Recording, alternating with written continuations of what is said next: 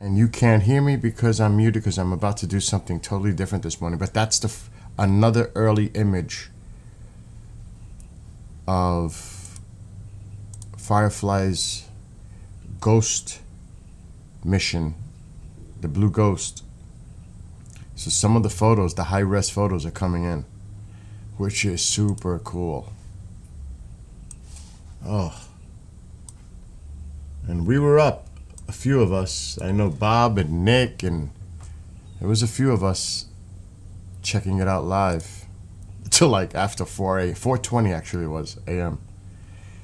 when we stopped streaming. Luckily, I took a power nap in between. Oh my gosh, it would have been crazy. But today I'm going to try something different. And there is another photo, but let me just... Not that I'm going to really be able to see all these pop-outs. Why is it double streaming like that? That is so bizarre. Rumble. It's doing a dual... I just eliminated one.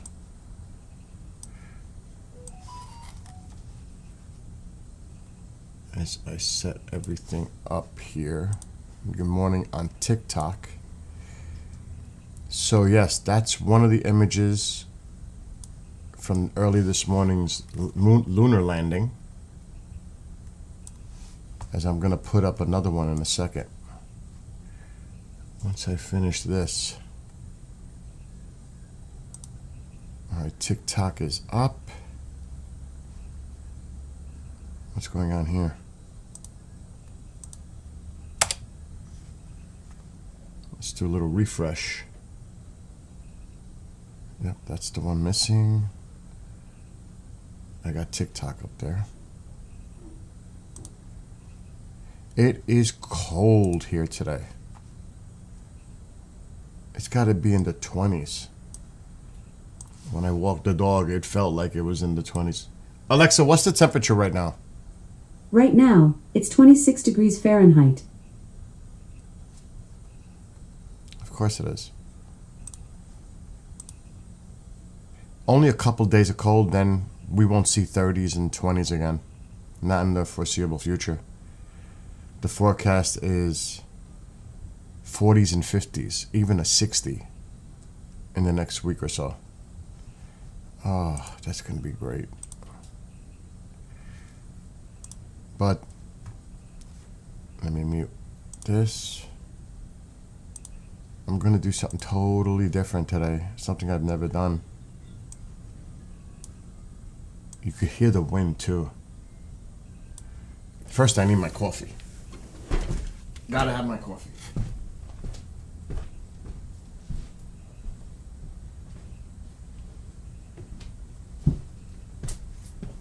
Before it gets cold.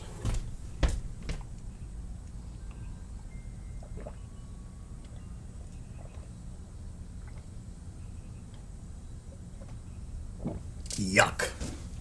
I do not like coffee when it gets cold.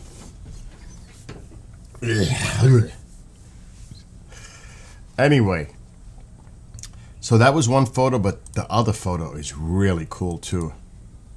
So they're starting to come in. Go to Firefly Aerospace website and you'll see the images. But look at this one. Oh, sweet. You could see its shadow on the lunar surface. Look at that. That is beautiful.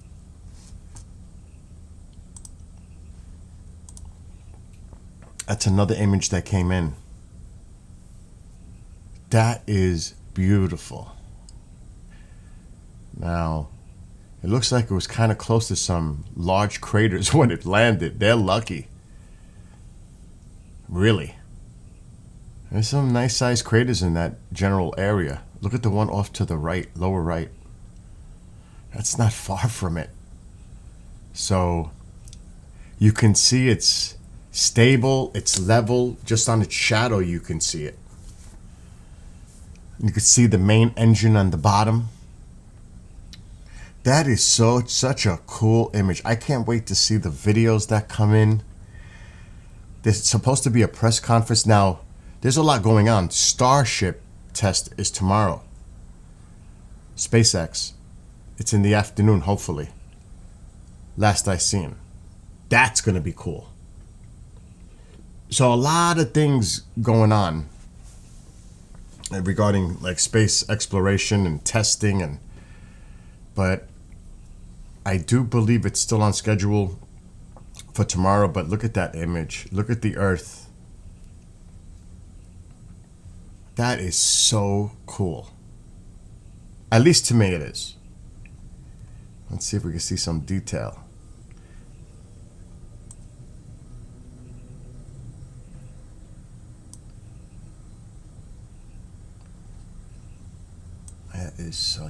That is so cool.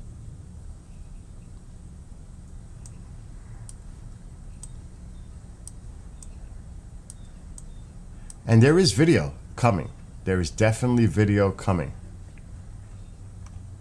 And you see the focal, it's focused in the front. Of course, that's not going to be in focus. But that's so cool. To me, at least.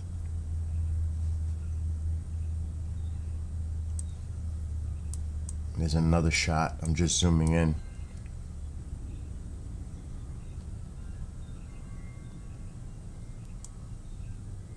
That is nice. So yeah, a lot going on. But there's also this. I'm waiting to get news about any updates here regarding this mission. But then there's this. And this, I believe, is tomorrow afternoon.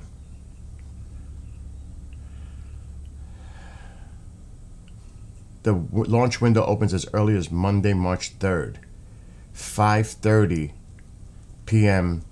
Central Time, which is 6:30 here. Which I may not be able to do because that's usually the time I'm doing some work. But for everybody, go to SpaceX.com. You can see it right here live, right on the website. It says it here. You can watch it here and on X at SpaceX and the XTV app.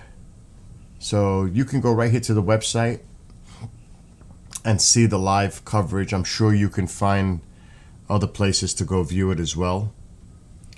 So that's pretty cool. But I'm going to do something this morning different. Oh, there's still a couple of more things.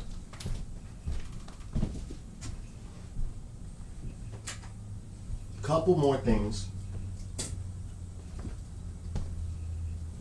I gotta check my fire.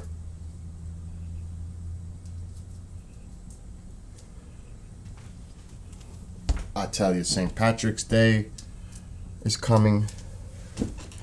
That's I do the corn. That's when I open up my smoker. Oh yes. So don't forget tomorrow, SpaceX. Possibly.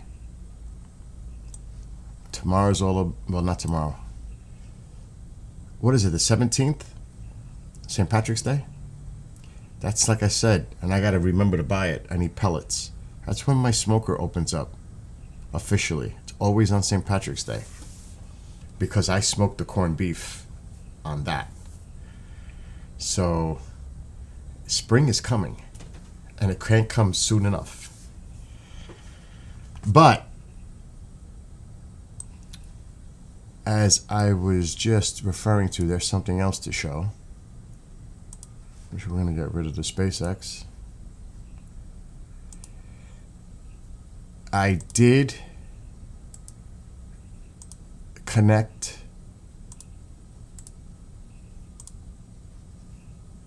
electricity.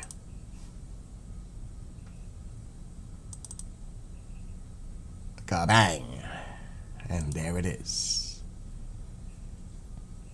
It is now officially connected. So this model is now connected with the electric, and it looks great. So this is done. I think I took another shot from a slightly different angle. Yeah, look at that. Nice. Nice. And I put it on a bracket. See the bracket on the bottom? But the bracket is not connected to the model. That's more of a tilt one. I have brackets connected to the stand to tilt it up. I did not want to damage the integrity of the model itself, so I figured out another way. So it's tilted. You could see it's tilted. And of course my Iron Maiden poster is in the background. This right here is my 5x7 foot projector screen, because I have a projector with the screen, obviously, when I need it for events. So anyway, that's done.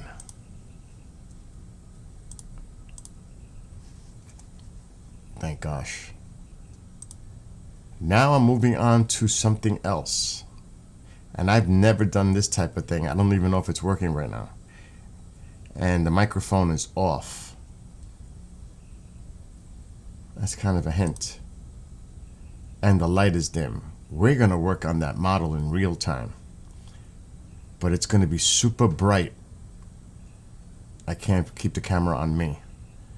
Alexa, brighten living room light 100%. Okay. Oh, let there be light. So this is the model I'm working on right now. You could see I have the little work table, and you can see all the stuff I have. I have so much stuff. And I keep that, oh my gosh, it's crazy how much stuff I have. But I'm gonna work on this model, so I'm gonna mute now on here and turn the microphone on through the camera. And it looks pretty focused. So let me do that.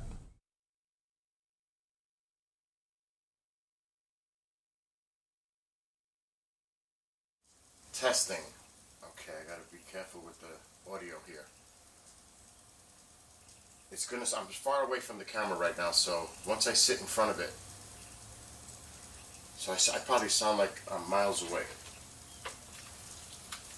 Testing. Yeah, there's an echo. Testing. Okay, that's good. I'm going to bring it up a little bit. Testing. Alright, I'm going over there. So I won't be able to see chat. Chat is done. Bye-bye, chat.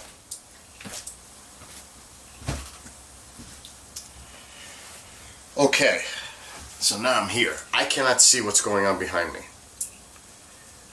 But the saucer is done. This is done. With the lighting inside. This is almost done, but this is where the problems start. So I've got the lights in this side. I've got the cardboard there because the lights are going to be in the front. The instructions want me to put this together now. I cannot.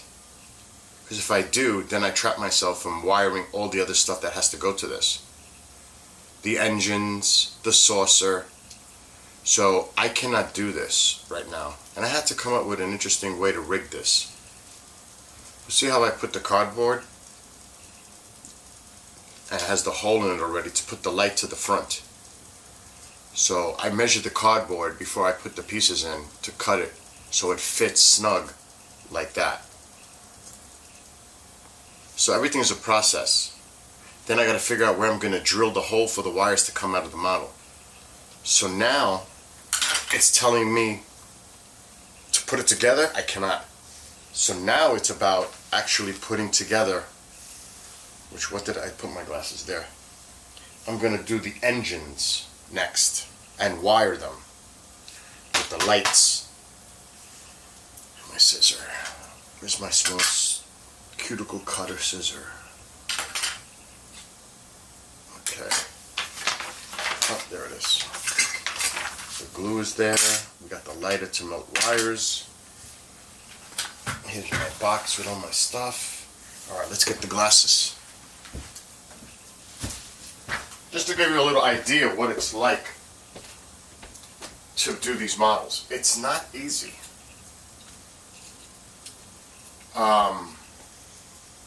What's up, Hunchback?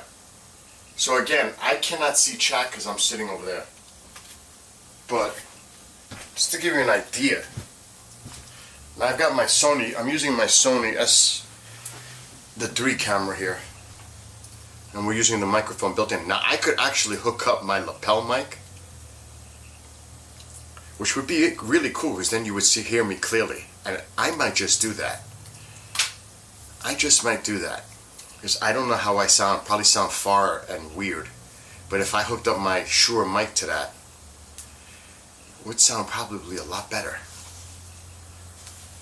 Not that I plan, that's not a bad idea to test it. Let's try it. Why not? Alright, let's get the Shures.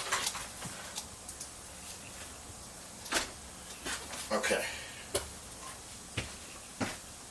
I always talk about these mics. Well, let's try it. Oh, I have to put the receiver. Maybe not.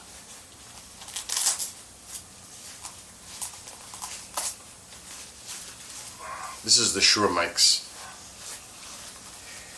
This is the case. This is the receiver. I don't know if the receiver is charged.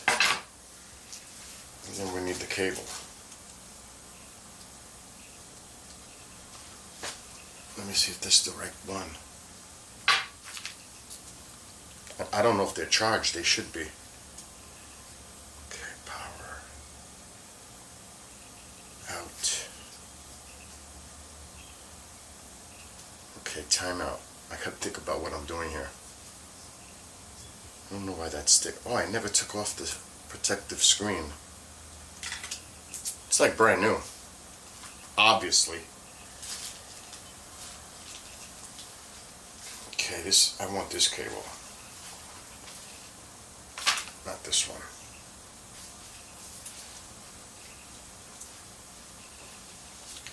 This is not inexpensive, just to say the least. This is not. This is actually very expensive.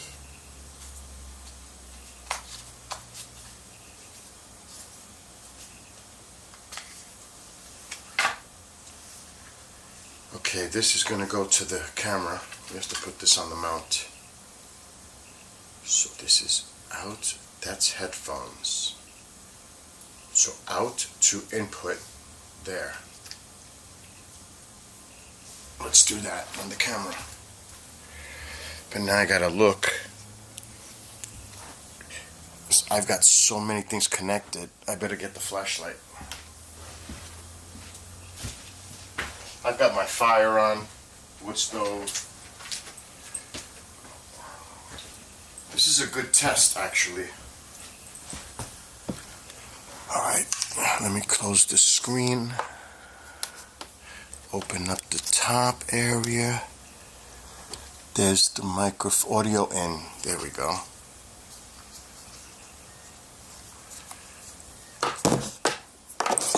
Let's see, right there.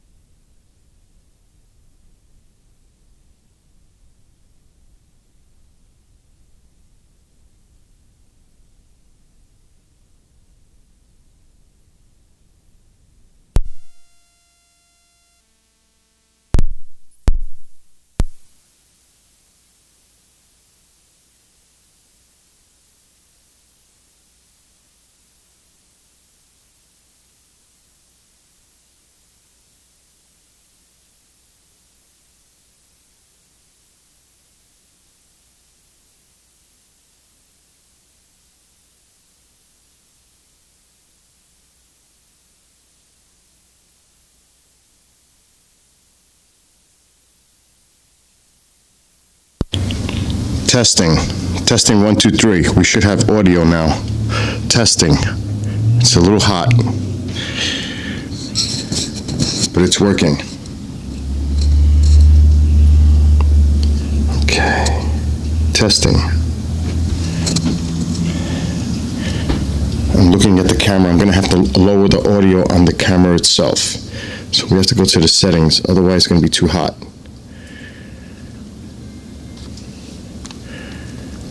Oh, this is gonna be hard to do because of my angle here. Okay, menu. So now I'm playing with the camera settings. Media. Audio recording. Audio recording level. We're hot. Let's lower that. Alright, I just lowered it a little bit. Now I'm going to go to my computer and see how it sounds so I can adjust. This is all technical stuff. I don't even have it on right now. Oh, it's hot. I could see it. Let's lower it here on the mixer. It's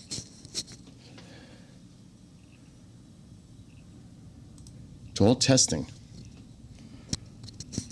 But these are great noise canceling mics once I get the settings right.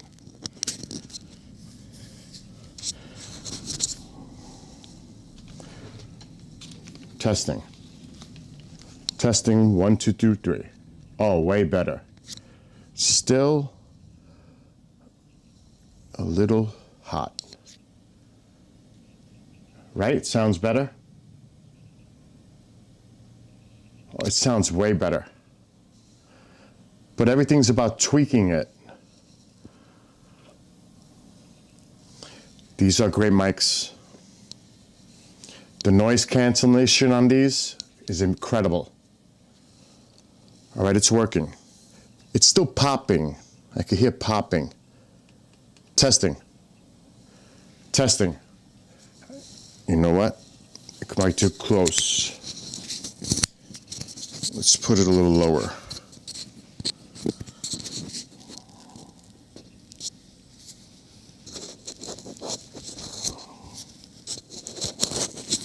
Testing. Way better. Testing. We're good. Okay. I don't know how much charge they have, but the Shure wireless mic to the Sony A7 AS, the 3, is working. That didn't take long.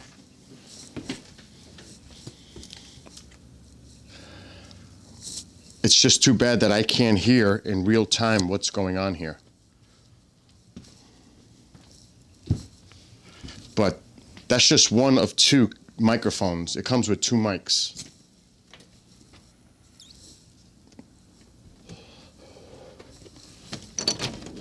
My dog.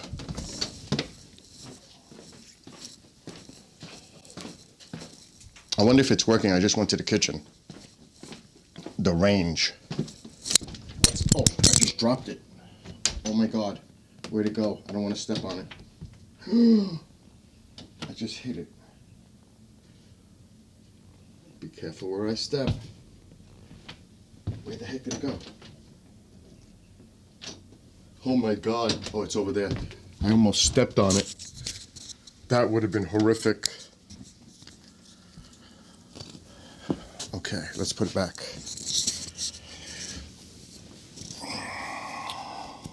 The safest place would be to put it on the top of the collar. But I want it low. All right, getting back to this. So it comes with 2 mics, which I should charge this port. My phone should be charged.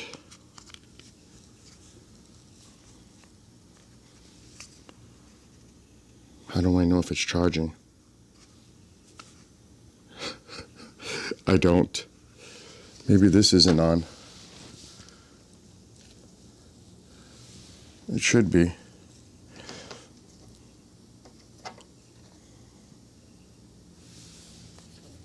I'm not going to worry about that right now. Anyway, getting back to the model.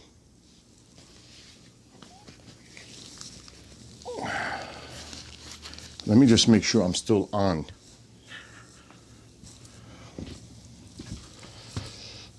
That's enough wood for now. Testing. Oh yeah, we're good. You can hear very good, Hunchbacked?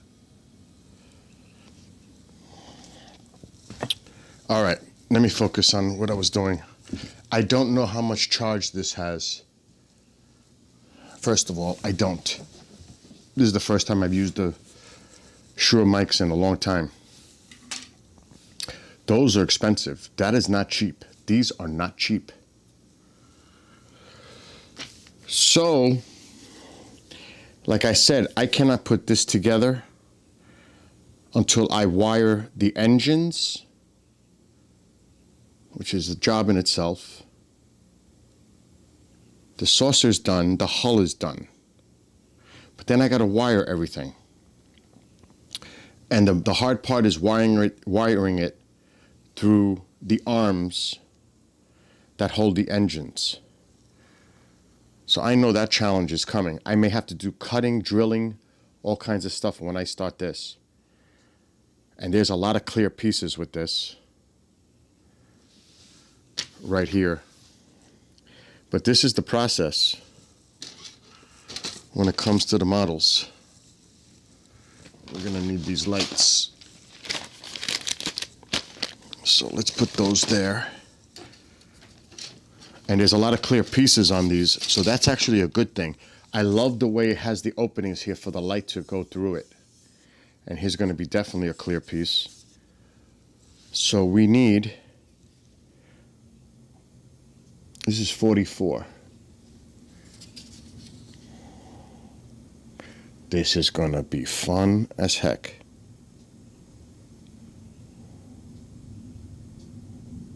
J44. That would be this one. Now, after every piece that I take off, I take the cuticle cutter or sandpaper if necessary and make sure it's clean break. Like it's not clean right here. So I want the model to be clean.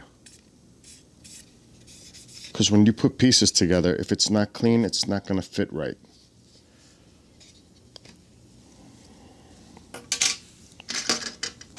There's my glue. So now it does have a ton of clear pieces.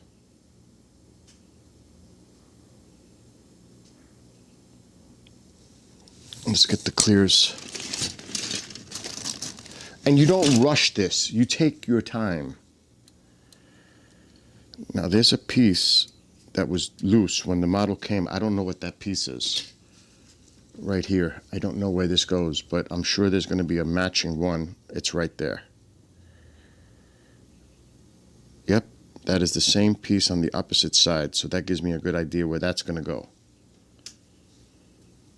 So we're looking for B. Which sheet is this? This is the B sheet. It could be the piece I'm talking about right now. It is. So B77. That would be this one. B77 is going in here. I put my garbage over here. And the one thing about gluing the clear pieces, you don't want to mess this up under any circumstances with glue. Because once you set it, and I always check the pieces if they fit right before I put it in, you do not want to mess this up with glue because then you smudge it. And you pretty much ruin the way the clear piece appears. See, there's a piece here that I have to cut and trim right there. That's why it's important. Now I do have sandpaper, which I do want to use right now a little bit.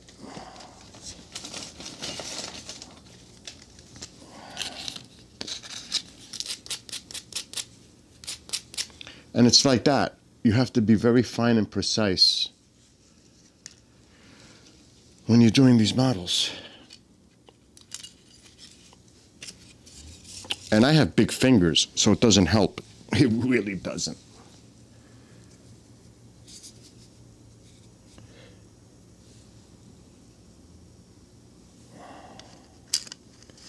And I'm not liking the way this piece is sliding into here as it is, to be honest. I don't like the way it's fitting. Okay, that's the way it's got to go. I just don't like the way it's sitting in there. At all. Now I got to figure out how I'm going to glue it without ruining it.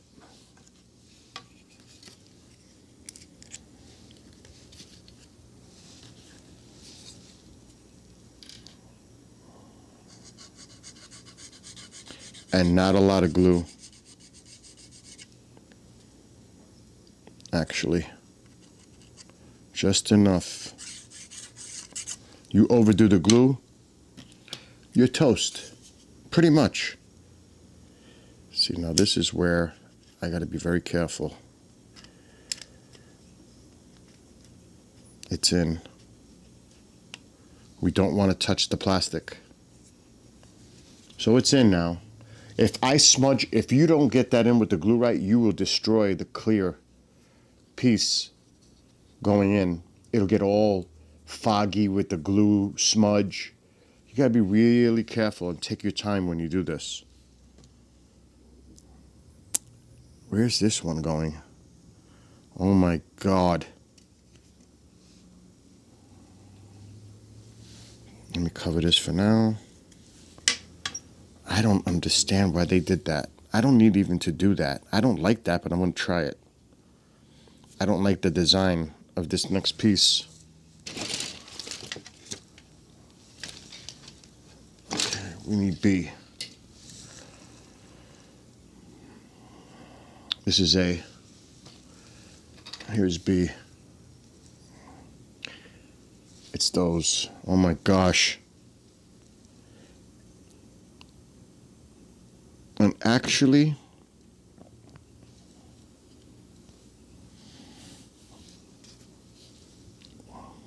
B82.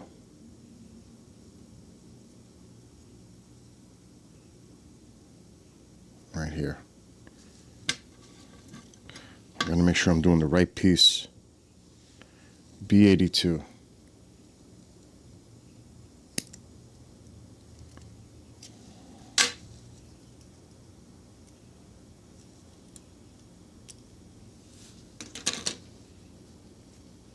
Okay. Where the heck do they want me to put this? In there. That's bizarro. They want me to put it inside there. This is going to be a tough little piece.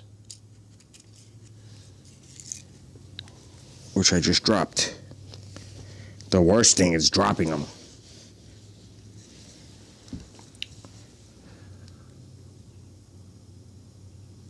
Okay, they want this up.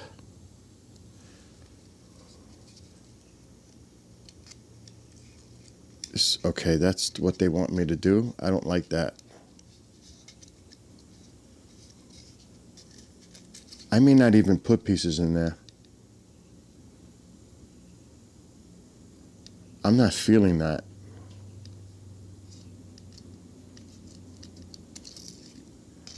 Let me put the next piece in next to that. B81 goes next to it. B81. Right here.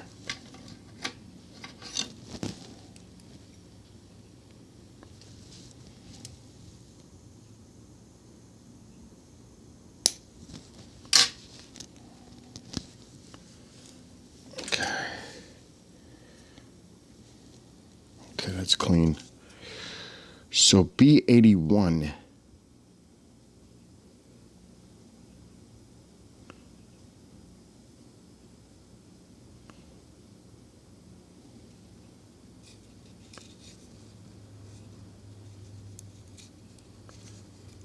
To me, this is so unnecessary.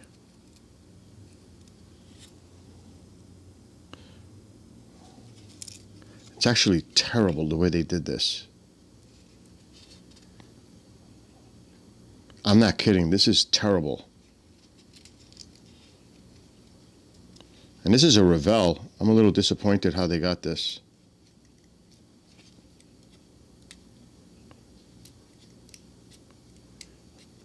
It's not even lining up properly. That is BS. Let me see how the other one's going to go next to it. I don't like it.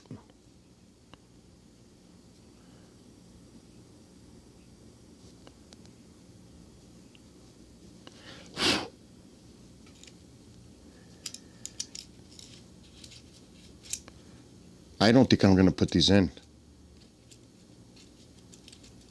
It's not necessary.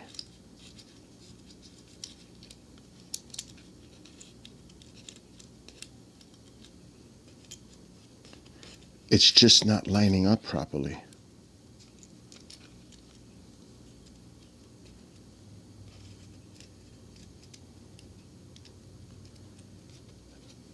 Gluing this is going to be a nightmare.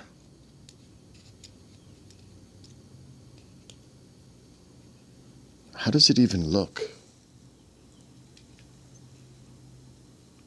I guess I just dropped it again. I don't like it. I don't like this.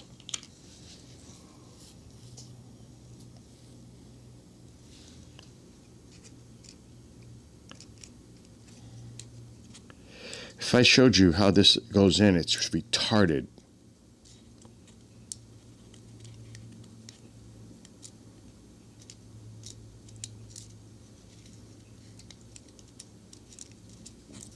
This is a terrible design.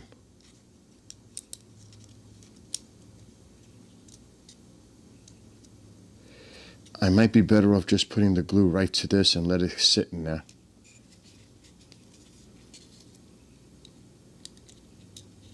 This is not good. I'll show you guys what I'm talking about after I'm done with it. But this is a very, very bad, poor design with these pieces here. Poor.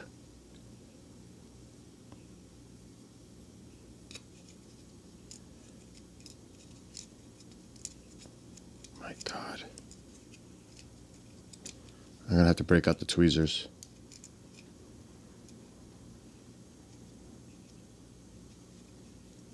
Oh my gosh. Where's my tweezers? I'm going to have to get them.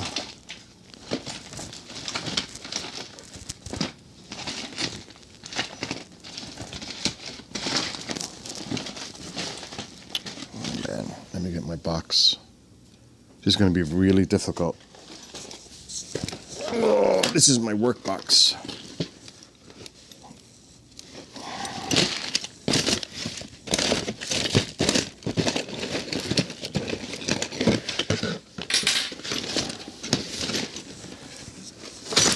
There's so much stuff in there.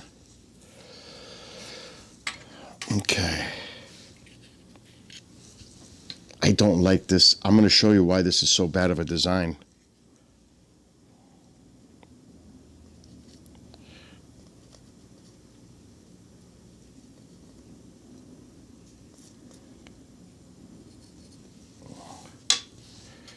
We're just going to tip it like that. Oh my God, this is horrible. I don't even know if that's going to stick.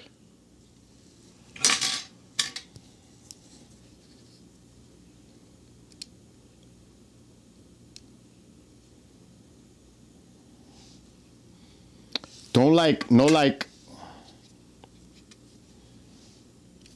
Let me do this other side.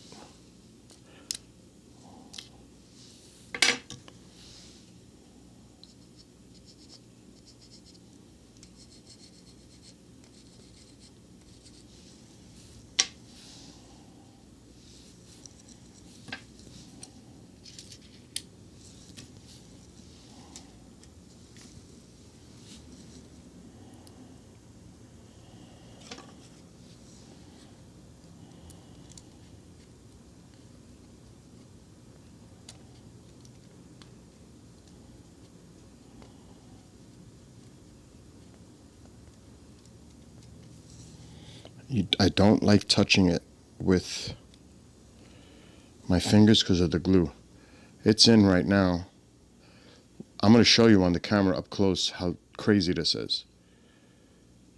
To me, it's a very poor design.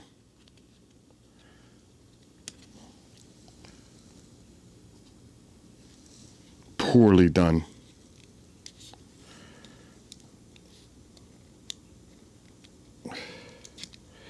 I may rip it out. I'm not even kidding. I may rip it out.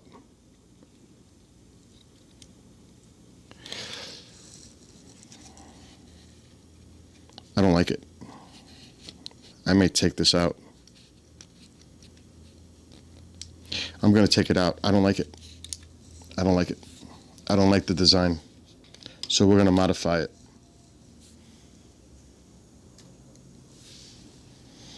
I don't like it. The way it shows through the slots. I'd rather have the light just go. So what I'm going to do is make my own way.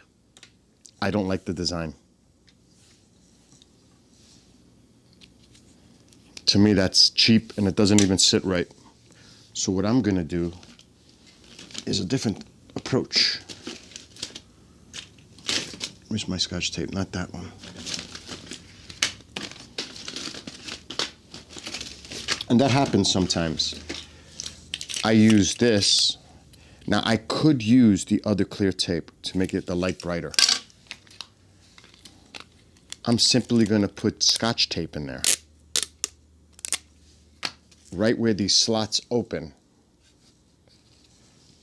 And put the Scotch tape over it.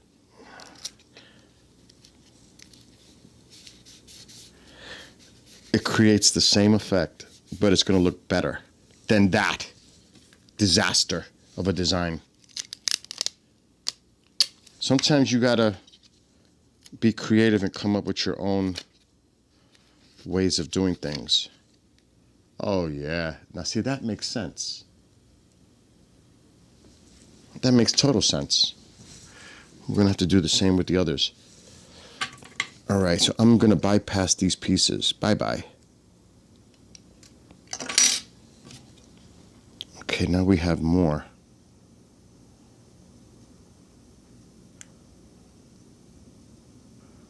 Where the heck is that going?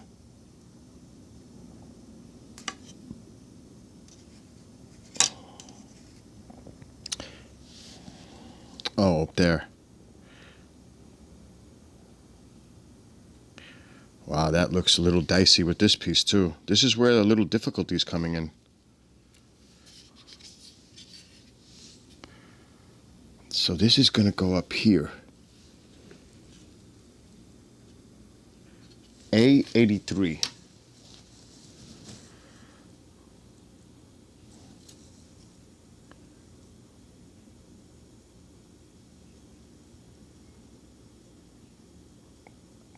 I don't even see it.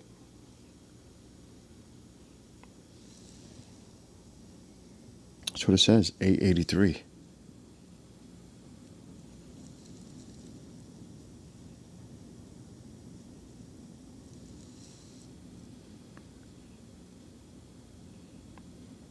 I don't see an A83.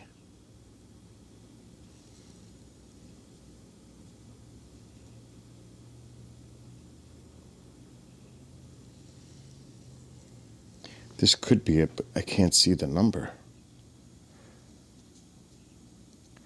It looks like a piece broke off. That's bad news, because the other one would be for the other side. That is bad news.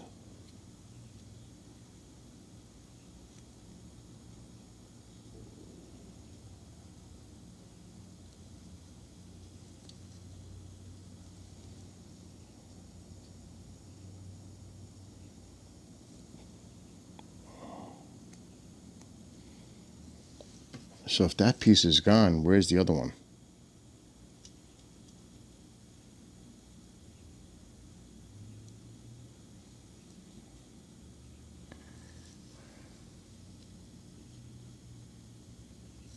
This is not good news.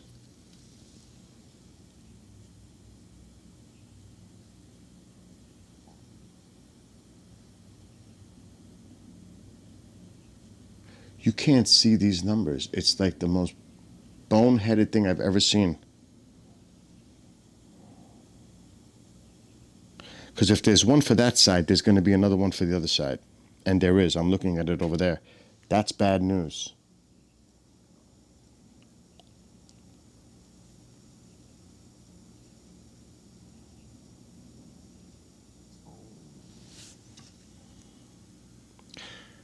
And now I see why. That's okay. That's going to be for this opening here. I'm not going to sweat that. More Scotch tape. This is a very poorly designed thing for these pieces here.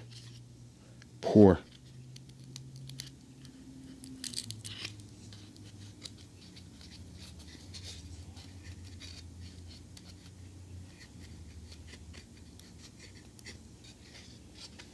I don't like the way I put that piece. Take it out.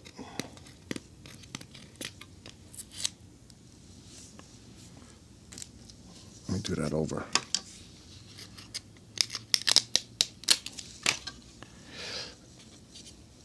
That piece would have gone inside here for the light to protrude out on the engine part, which is not a big deal. Because I've made my own light sets. And improvising. So this is not a big deal.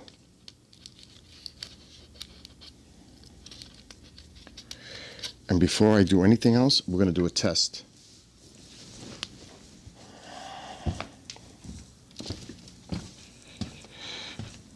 Let's get the battery tester.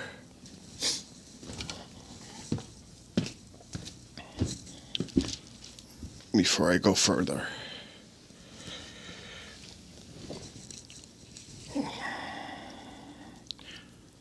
I have to check appearance.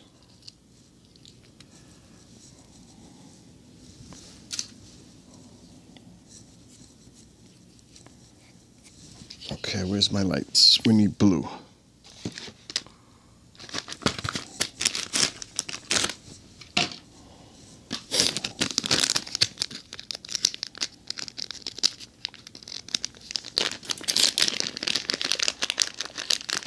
This is going to need a couple of blues. I hope I have enough blue. Oh, I got plenty.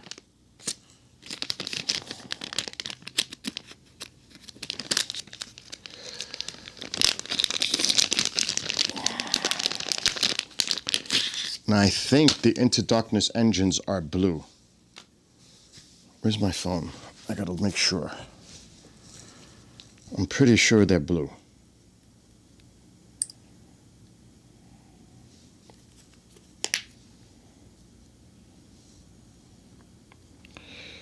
Into Darkness Enterprise.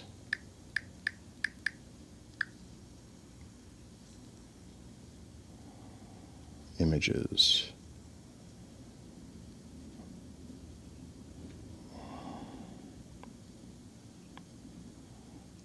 Can you give me a really good image, please? It is blue.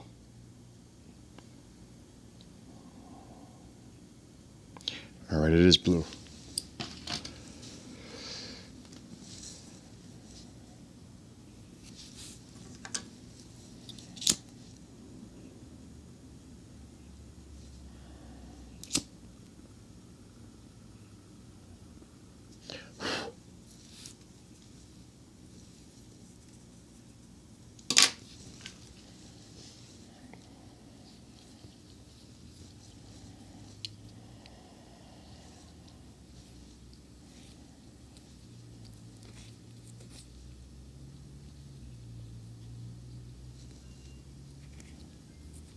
I'm assuming I shut this battery off. I'm gonna have to put a new one in. Okay. Alexa, shut off living room light. I'm touching wires. Okay.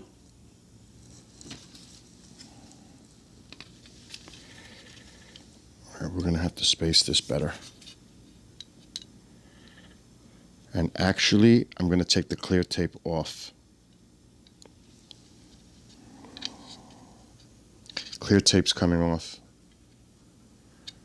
I'm glad I tested it. I could put the light. Yeah, we're gonna put clear tape. I mean the other tape. It's gonna look wicked. It's definitely gonna look wicked. But the clear tape is showing the pinpointed light, which I don't like.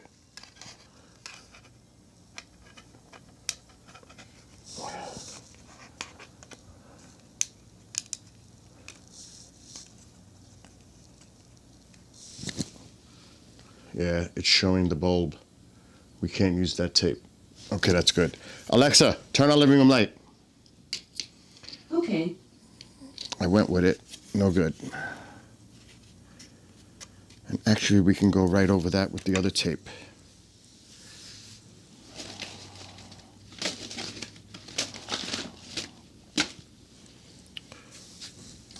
This one.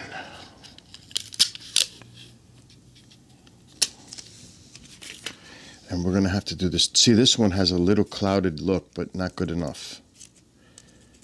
So we're going to put tape up here too. These are the things you got to do before you put stuff together. Because once you do, you're toast.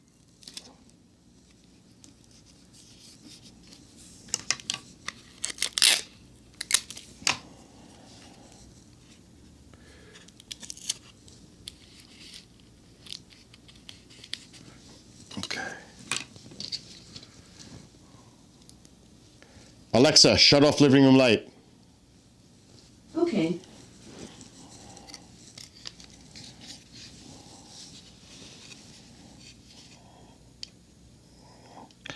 Okay, that's not going to be good enough. It's still...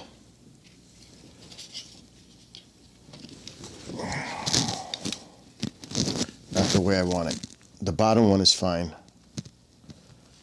The bottom one is not bad.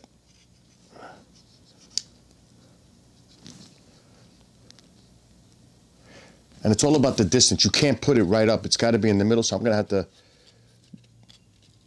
build a piece.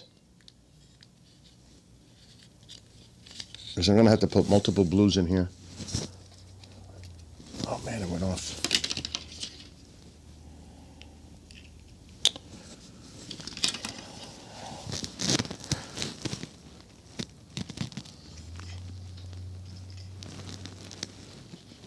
Okay.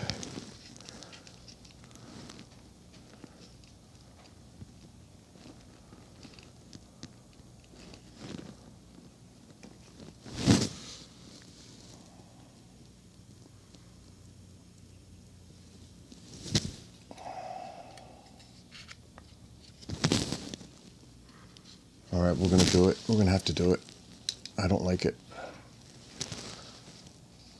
I don't want to have to do it, but I'm going to have to. Alexa, turn on living room light.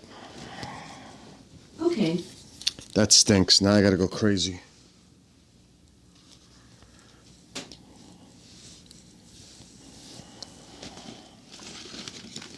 Got to do what I got to do. This is going to make it a little bit more difficult.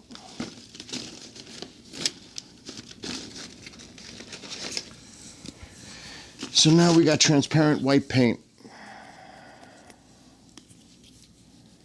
which is what we're going to use to cloud that up.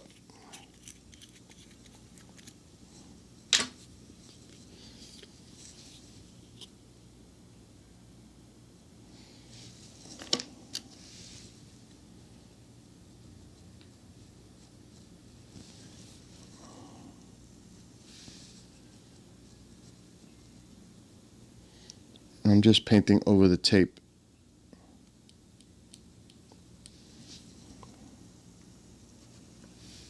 I don't think the bottom one needs it. Yeah, I don't think we have to mess with the bottom, just the top. Let me wash this. So this is transparent white. I don't even know if I'm still live. Let's go check. The microphone might die. Testing. Oh, we're still good.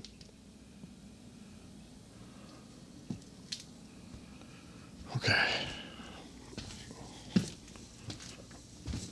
This is where you gotta be nitpicky with stuff. I gotta wash the brush.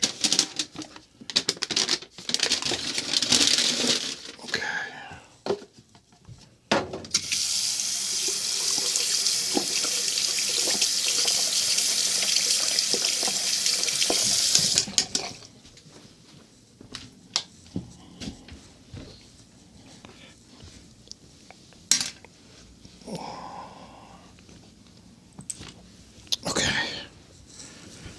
It's already drying. Now let's do this again.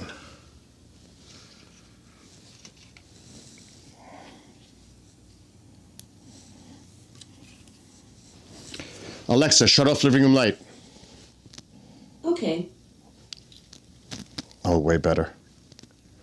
That's what I needed. That's what I needed. Oh, yes. See, now it's not.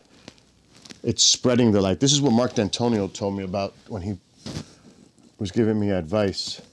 See, now the light is spreading. See that? You don't see the pinpointed light inside of it. The transparent white paint. That's better. Let me check the bottom. See, now I may have to do the bottom. See how you could see the light pinpointed? We don't want that. You can see the bulb. I've got to paint the bottom. Alexa, turn on living room light. That's what that tells me. Okay. It worked for the top. I didn't want to touch the bottom, but we got to touch the bottom now. See, this is where things get slowed down, but to do it right, you got to do it. You got to do it right. And those pieces would have done me no good.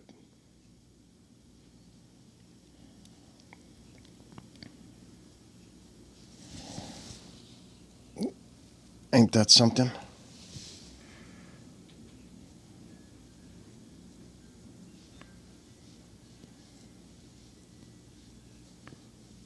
Okay, I'm gonna go wash. I might as well do the other side. Well, I have the paint. Not yet, because then I'm gonna confuse pieces.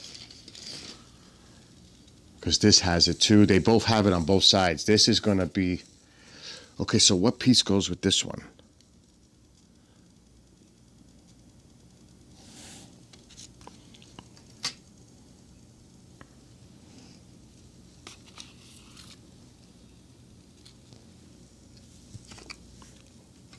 J44.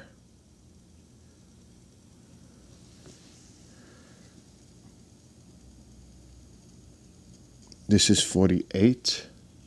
This is 44. The way they have these diagrams. This is 44, so 48 goes with this. It would be this one.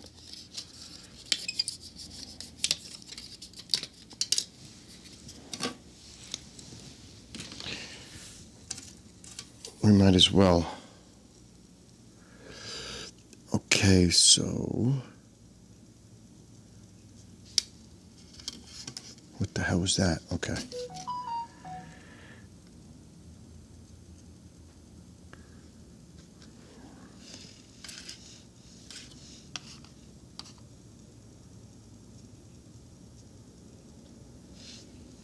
Very poor.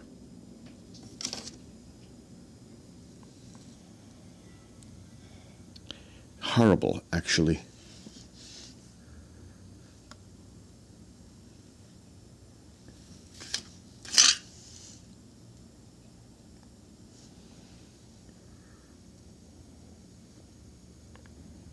What am I supposed to guess which one this is?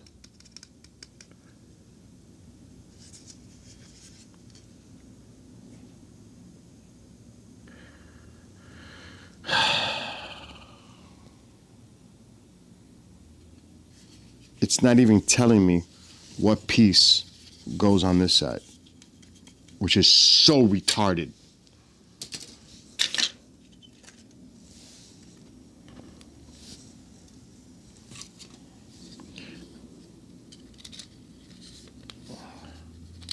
It's definitely not this one.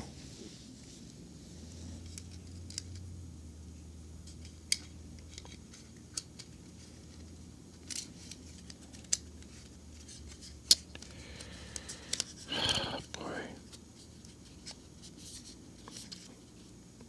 core. This is not it. This was the one that was loose. Yep, it's not this one. I can't believe that it's not telling me what piece goes there.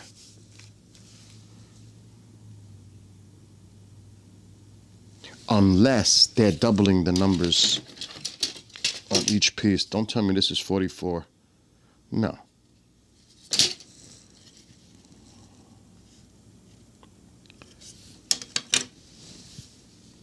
B76.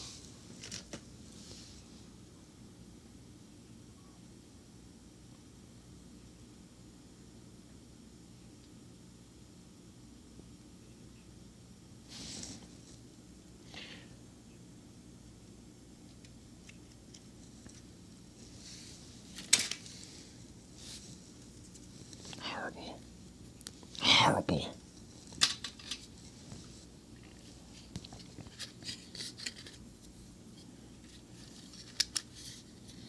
Yeah, that's the right one. Let's put this in.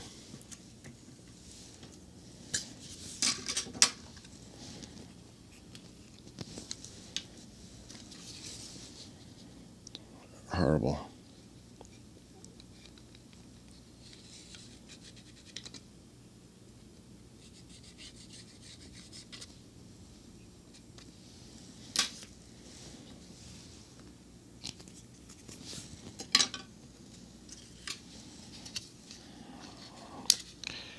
That's it. Pop it in. Oh, uh-oh. Don't touch. Oh, it don't matter now. So we're going to have to paint over it anyway now. I forgot. It could be foggy. It doesn't matter. All right, let's tape the rest.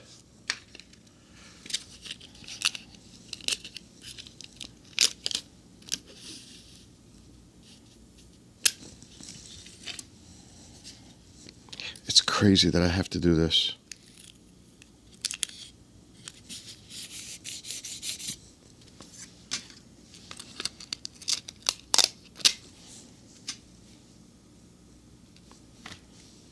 That's the wrong tape, dumb.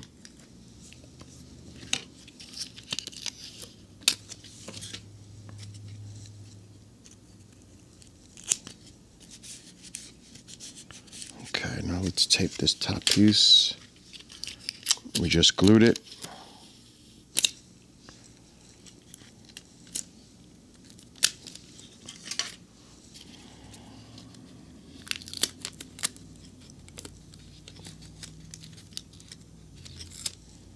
No good. Take that out. Take that out.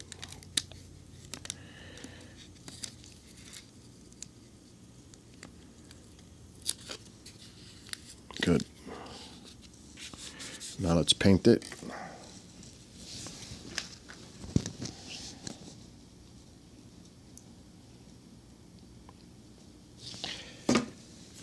This is all for the lighting.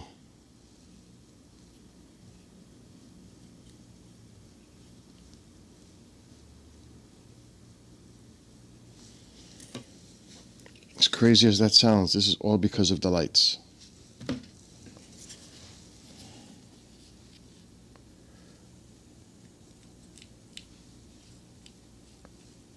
Again, this is transparent white. It spreads the light.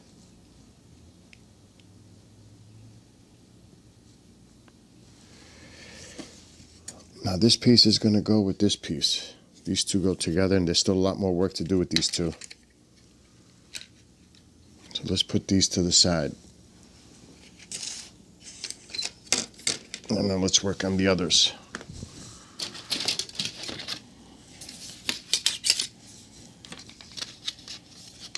Okay, this one I'm going to have to cut.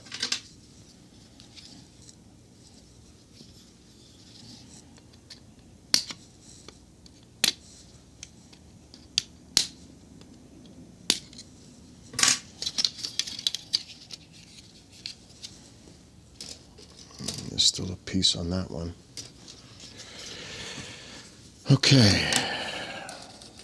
Now, which one does this one go to?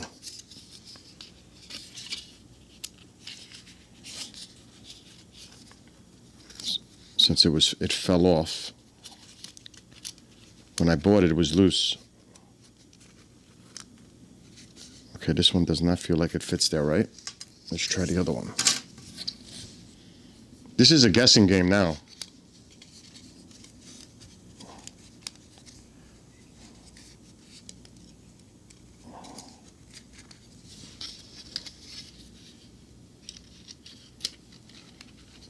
And that's the right one. So if this is the right one for this, the last one must be for the other side. It must be in the other one. Where's the other clear piece? Are you kidding me? Don't tell me this thing is missing pieces.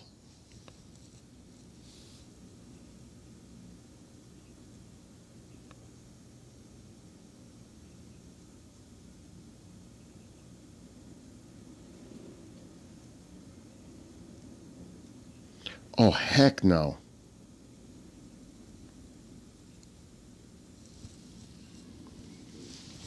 No way.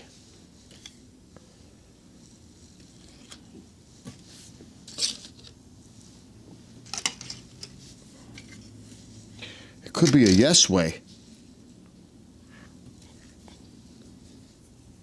That would stink.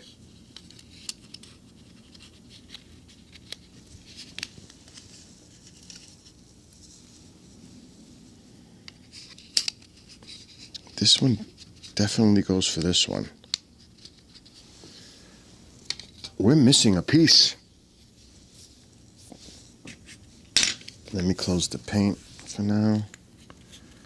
Wow.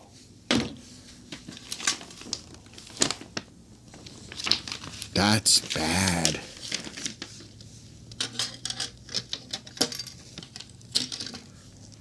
Because that one was loose.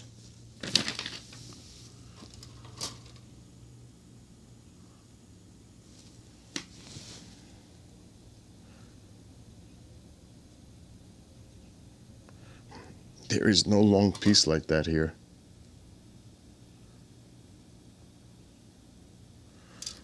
This is bad news. Like really bad. This is missing a piece. There's the mic.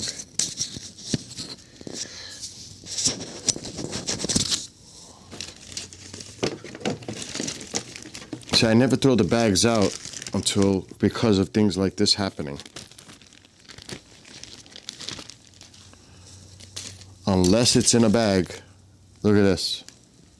It's in the bag with other pieces that broke off. Ain't that something? It's in there. That's why I don't throw the bags out. Terrible. Terrible. Oh my God, that had me freaking out. Thank God I found it. That's the main thing.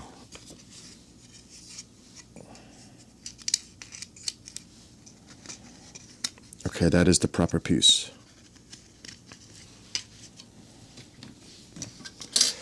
This is what I go through to make the models. Hours and hours of little tedious things. Now, I'm modifying the model for lighting. All of this is because of the lights. Everything I'm doing right now, I could have been way past this stage if it wasn't for lighting. But like Mark D'Antonio says, I'm a lightaholic. I love putting the lights in the models. And there's a lot of work involved.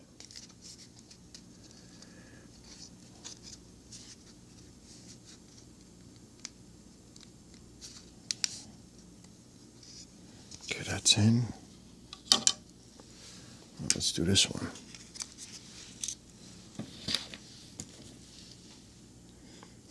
And I can't show you, but I do not put a lot of glue. If you put too much glue, you have to wait till it dries, and that's a problem. You do not put a lot of glue. You just put it till it's barely visible.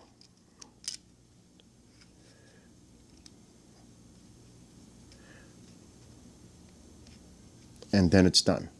You do not put a lot of glue.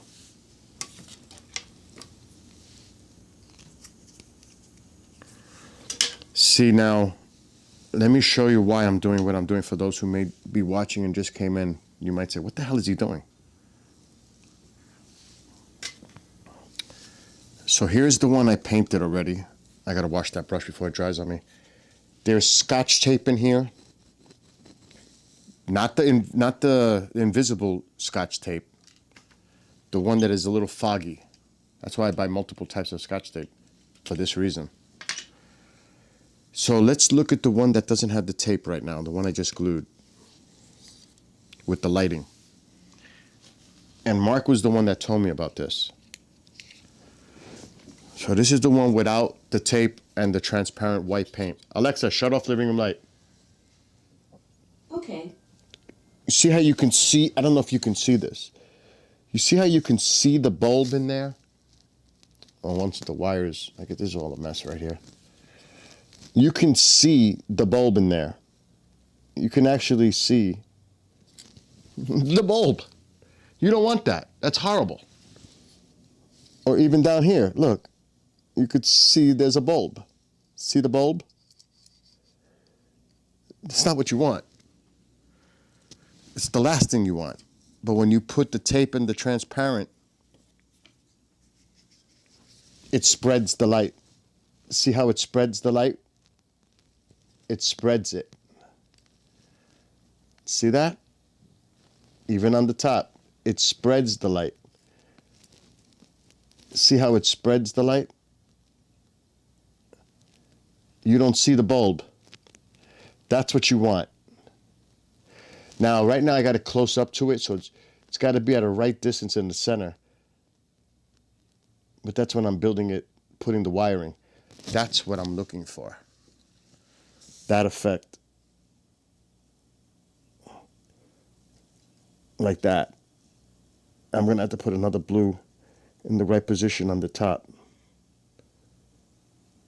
See? Big difference. It's little things like that. Alexa, turn on living room light. Okay. So in order to get that effect, I have to put tape and paint it, and this is what slows you down.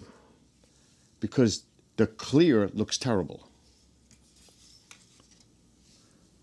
So I use that non-clear Scotch tape.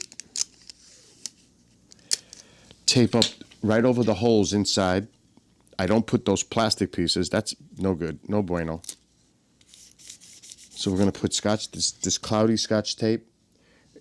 It's actually transparent tape. It's exactly the tape I want to use. Not invisible tape. This one is invisible. Transparent. This one has a cloudy. It's not clear.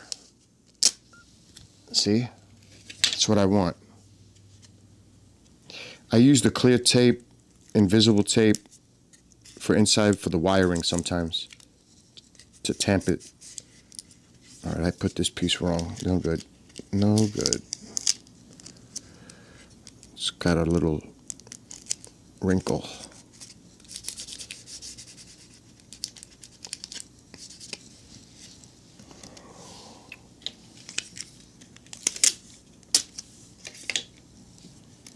This might be short. Nope, good. Perfect. Almost too short.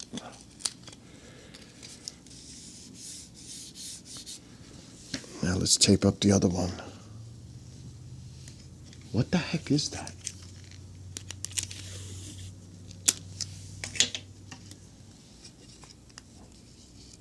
This mic isn't going to make it much longer.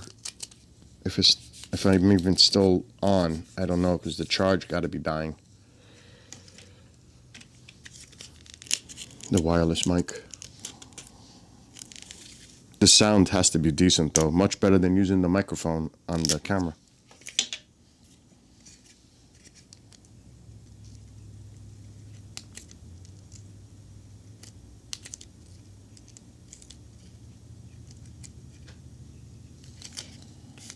Perfect cut. That was a nice cut piece. That's the wrong tape. Then I'm going to take a break after this because it's driving me nuts, actually. I just wanted to show everybody a little bit about what it's like to build the models. It's not like people say, how come you build them so fast? No, I take hours doing this. I usually listen to music while I'm making the models. Okay, this is prepped. We can paint. Let me just paint this, get this dry stuff. Good. Make sure there's no dust on there. And again, this is transparent white paint, tube paint. I have spray too, but for this I use the tube.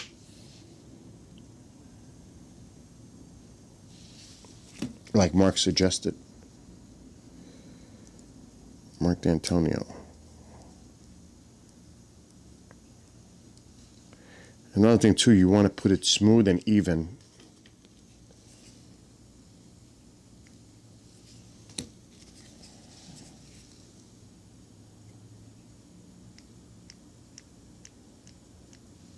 And I'm Mr. Hyper.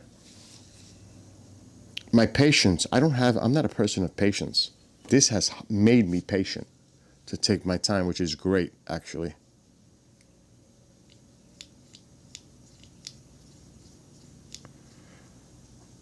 That's why I enjoy it. Because actually this is relaxing for me. Even though right now I just want to get this done, take a break.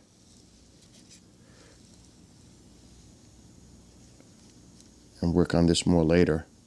All of this is prep.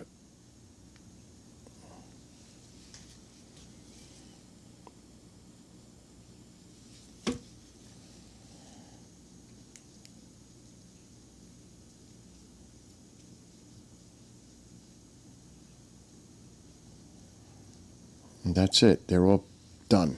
All 4 pieces. Then later, I have to put more pieces to that, start rigging the lights, figure out where it's going to come out, to go into the arms, to go to the Enterprise hull. All of this is the stuff you got to look like. I cannot wire until I know what I'm doing here, how it's going to come together. Because I can tell there's going to be some more clear pieces to put in here. And it's already been painted. Let's just take a look. These are the wrong 2 halves. Let's not confuse it. Let's see. And actually, this is the wrong half too, because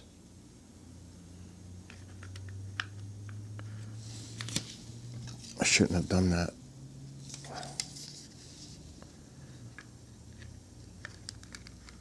Yeah, that's the right one. Let's see where it's going to come out of. So here, this is where things get crazy. And this is what I'm talking about when you wire. You have to figure out where the wires are going to go when you do it. And I don't like that at all. That's not going to give me much play.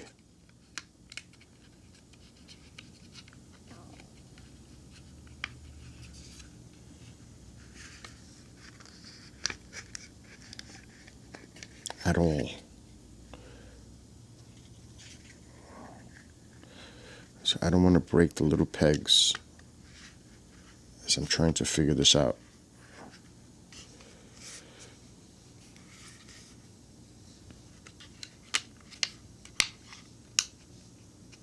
Okay, so as crazy as this is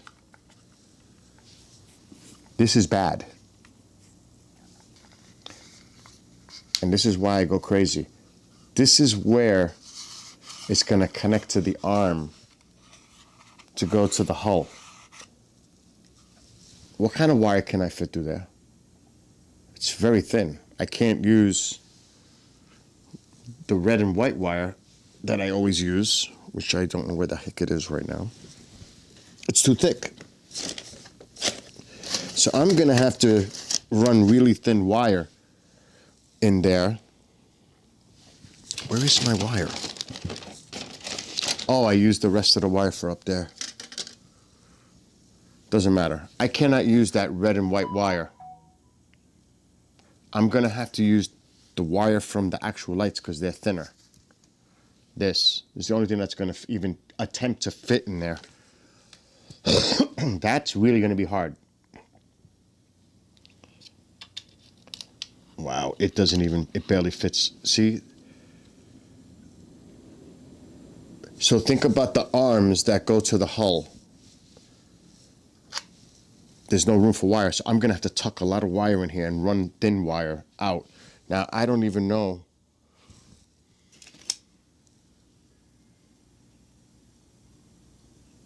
That's the stand.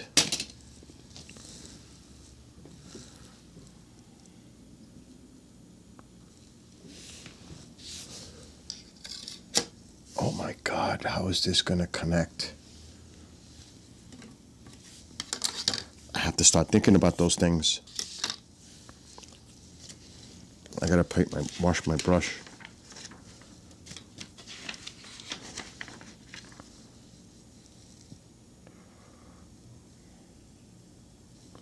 Okay, I am definitely missing pieces.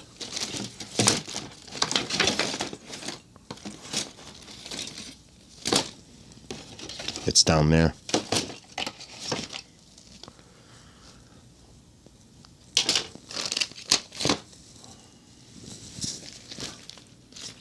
Okay.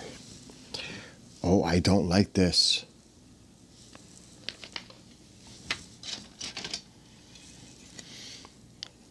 It's gonna come from up here. Oh my gosh, that is cray cray.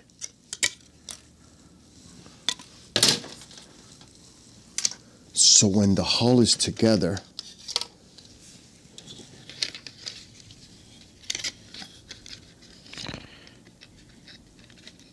which I'm not going to do now, pretend this piece is going to overlap. That is not going to give me a lot of play to put wire.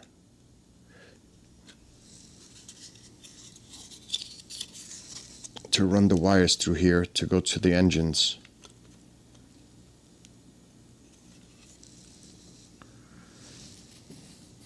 Wow. See, this is what I mean.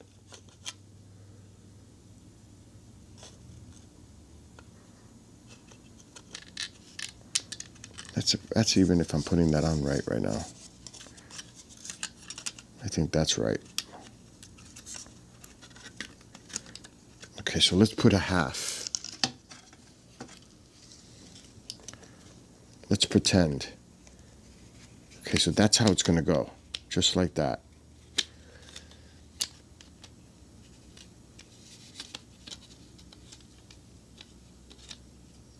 I don't know if that piece is supposed to be there. I don't think so.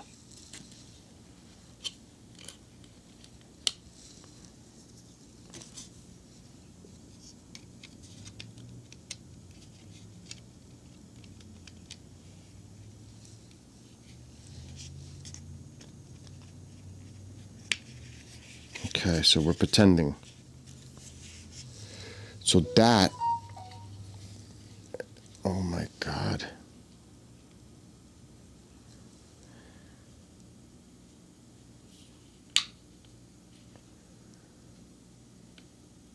That doesn't give me much at all. There is space in there. There is space for wires.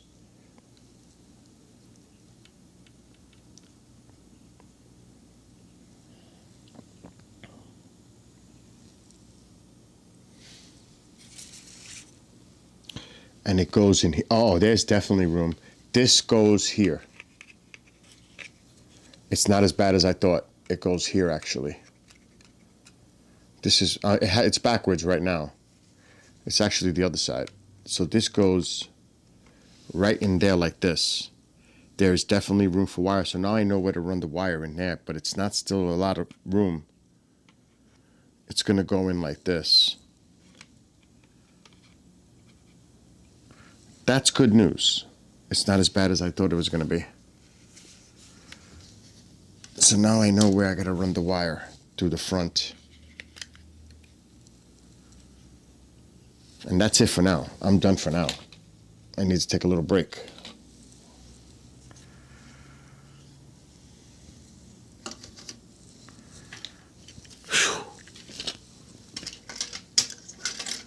But that's the insanity that I go through.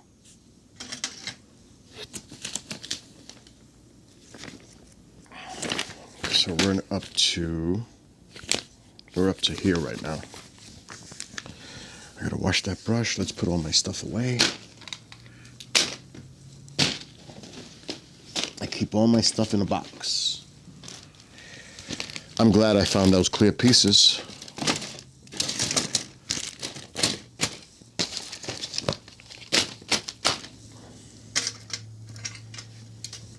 This goes in this box. Glue goes here. This goes in this box.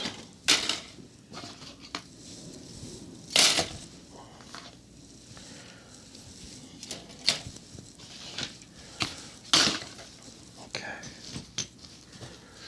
Anything else? Scissors, this box.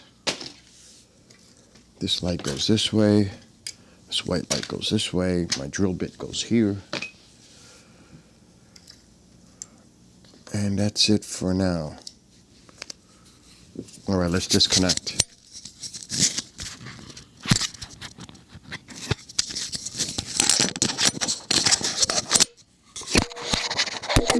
Let's get rid of that.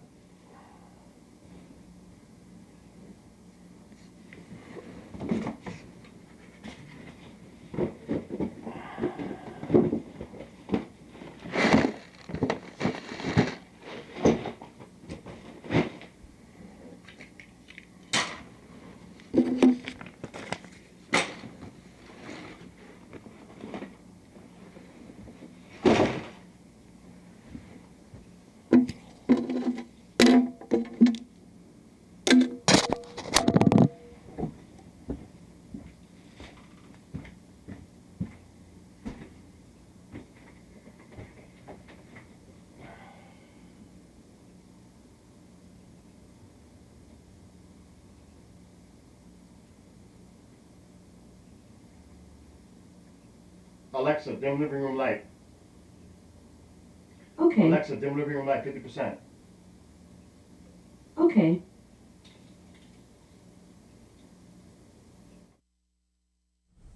All right, we should be good now with this mic. Wow. What's up, Genghis?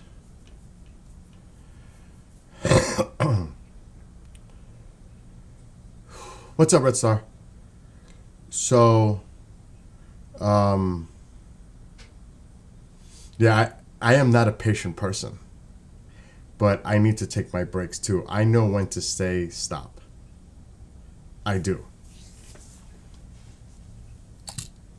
But you have to be like 2 steps ahead of the model when you're putting lights. You have to figure out how all of this is going to rig together to come out like that. Because the central point is where all the wires are going to connect to. That would be the hull. I wish I could show you the saucer, how many lights are in that saucer. There's got to be at least 12, 14. There's 4 reds, a blue for the top, that's 5, and a bunch of white lights surrounding the saucer.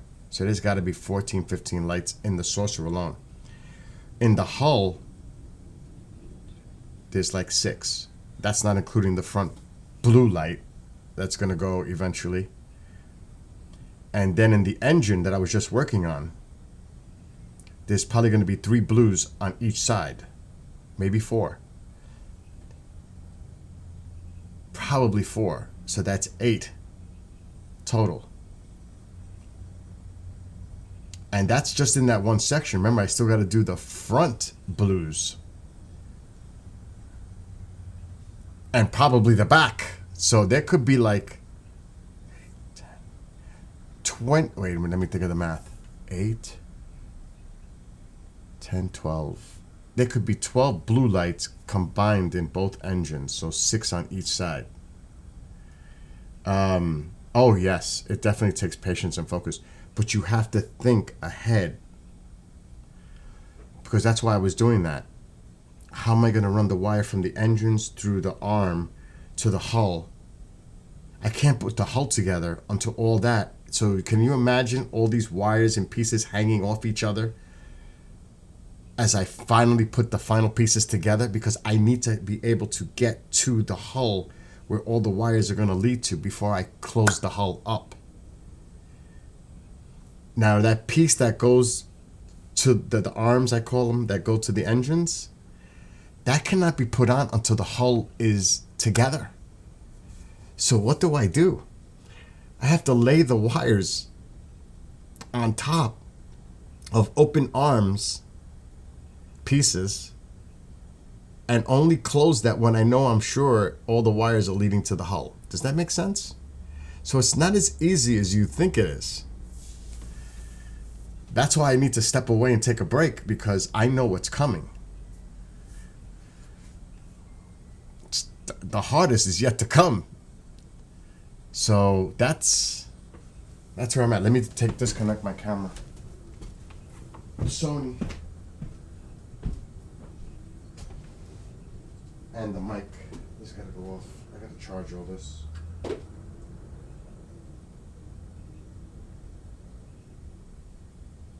But this gives you a little idea of what I go through. Gotta shut this down.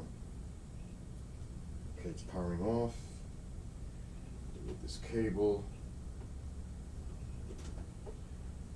I'm gonna leave the camera on so it could charge. I'm gonna shut it off. I'm gonna keep it plugged so I can charge my camera to 100% on this battery. Alright, let's put all this away.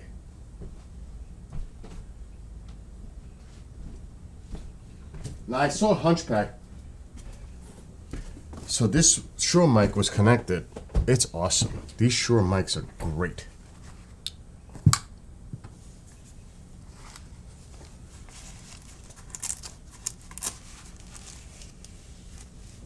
But you don't have to buy the receiver.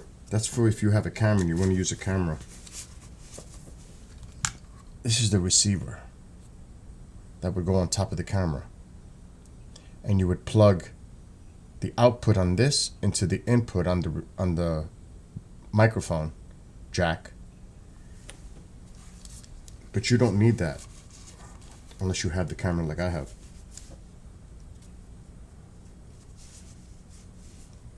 Alexa, brighten living room light 100%. I'm gonna go blind. Okay. I was gonna say, what did I do with the wire?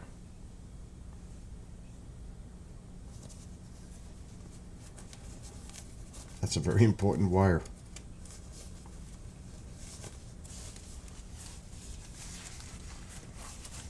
This is great for your phones. Alexa, dim living room light 75%. This is Okay. great if you're a person that does like video on your phone. You just buy the mics and you just tie this in to your phone. They work great. I think it's called the Motive app. Something like that.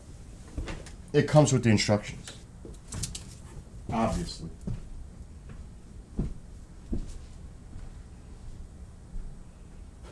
Yeah, let's keep this charging. Let's put this camera on the floor.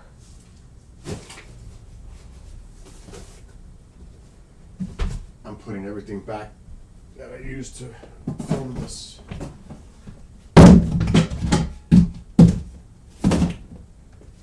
And my cable.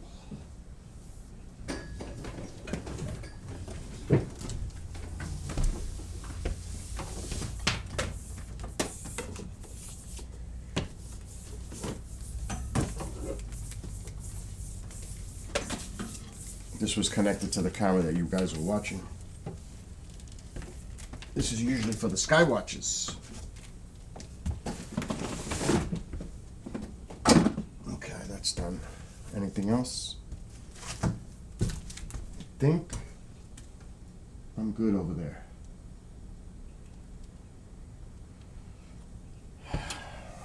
But Red Star's right. I don't have patience. What's up, Dwayne?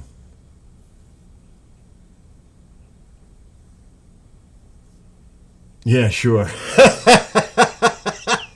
That's a good one, Hunchback. Like, yeah, sure. Yeah, sure. For real. I think the mics themselves go for like 250, 250. I don't even know, to be honest. Why do I have two Rumbles open?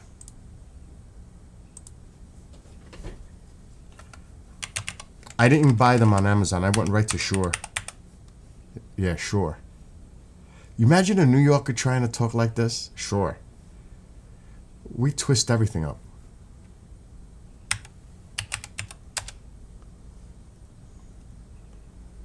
Okay. Products. They do make great microphones. They do make quality equipment. They do.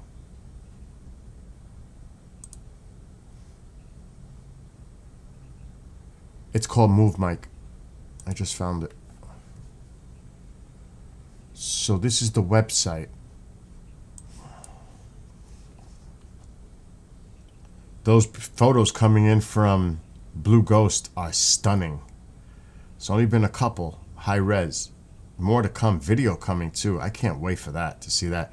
Tomorrow, Starship, hopefully. SpaceX. A lot going on. In a good way. So these are those mics. Uh-oh. Oh, no. What? What? Oh, Tycho. Kaboo! Look at the baby. The baby wants to be with me. That's my lady. That is my baby. You are the baby. He's got to be with me.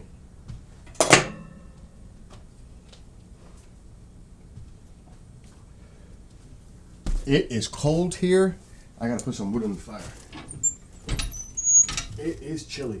Alexa, what's the temperature? Right now, it's 29 degrees Fahrenheit. 29. Tonight, expect a low of 13 degrees. 13 tonight. But it's over. If you live down south, keep an eye on your weather. I've been saying this for a few days now. Tuesday, Wednesday, Thursday, you need to watch your weather. But anyway, these are the mics.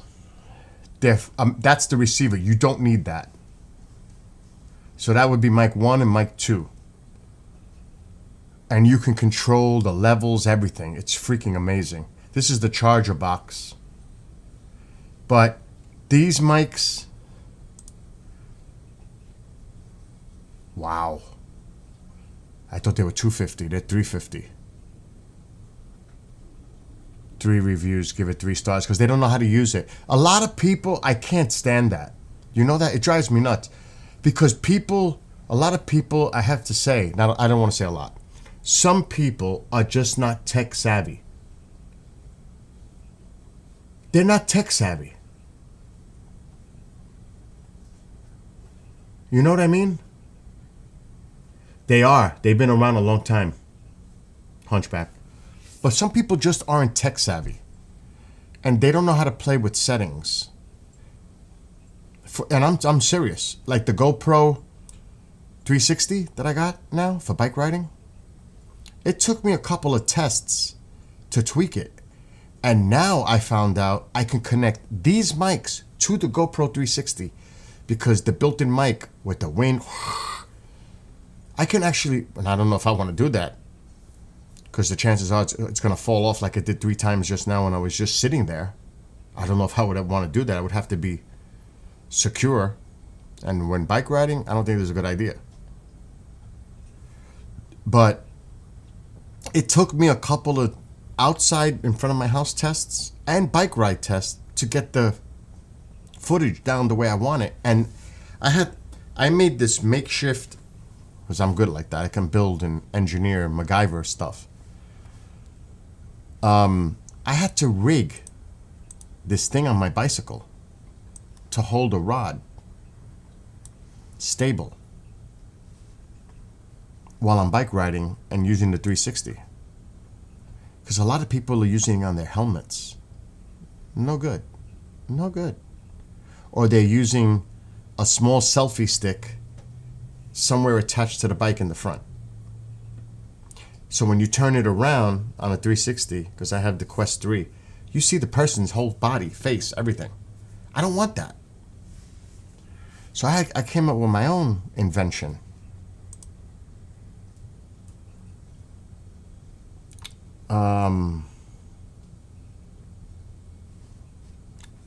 Let me see if I find it. I'll show you what I'm talking about. Is it in videos?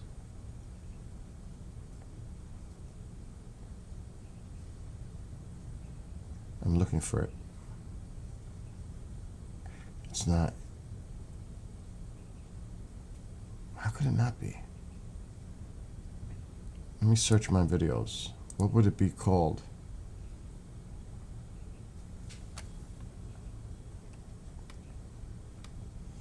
Rod? Okay, right here. I found it by luck.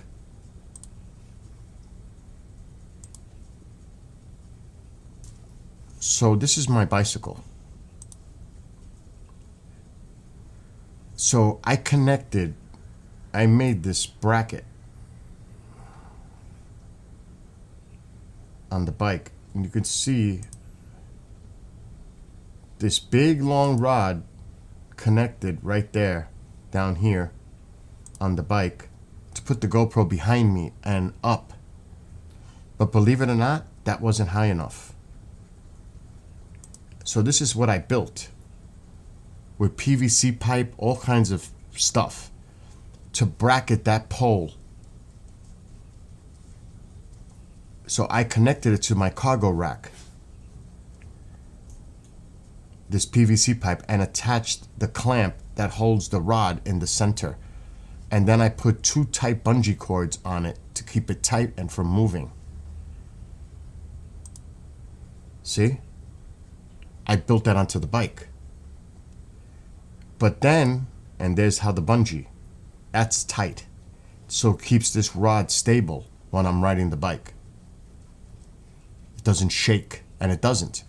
How do I know? Because I've tested already. So the rod, which is adjustable, obviously, and it comes right off. You just unscrew it.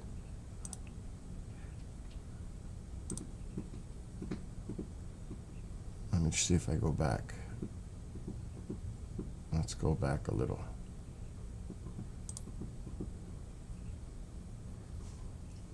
I have it muted.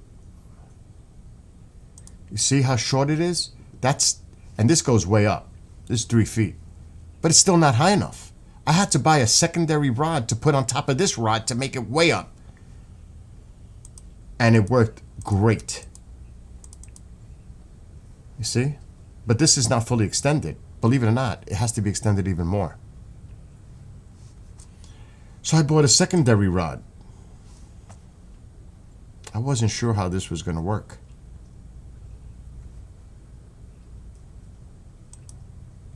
And we're not even going to get into like the 4K part of recording, and that was a tweak. Now let me see where this video is. Should be here. Here it is. Test 2. This is GoPro Test 2. On the trail.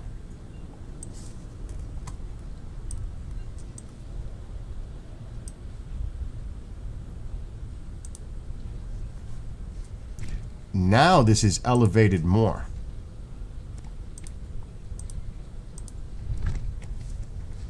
And you could see the camera's high. Look at as I'm passing stuff. And 99% of the trail, you don't have to worry about trees. There is one section, if I was to keep going in this direction, about 7 miles from here, there are 2 trees, and I know exactly where they are. I have to stay in the middle. That could hit this. So I have to be mindful when I'm doing this part. But the rest of the trails I've ever done, I have no worries about trees or wires. It's just one section that I know I'm familiar with. But look how nice and stable that is, first of all.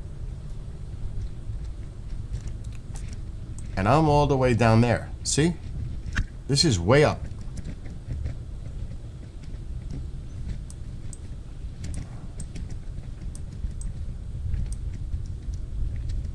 So that's the 360. And look how nice, look how detailed. You know how many 360 videos I've seen that look pixelated, shaky?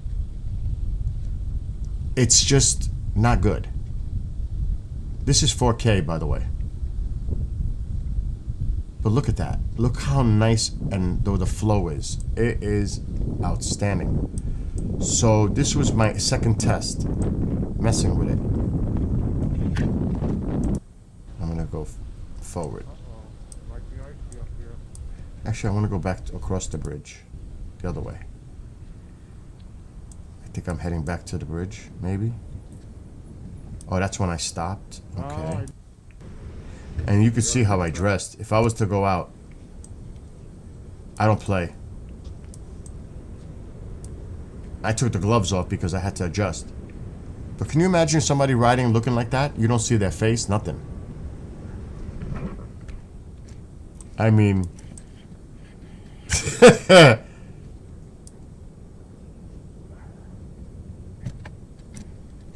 See, I'm adjusting and tightening.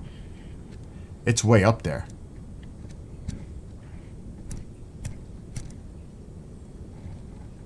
So this is all what you got to go through. But it's high. It's up there. Look at that.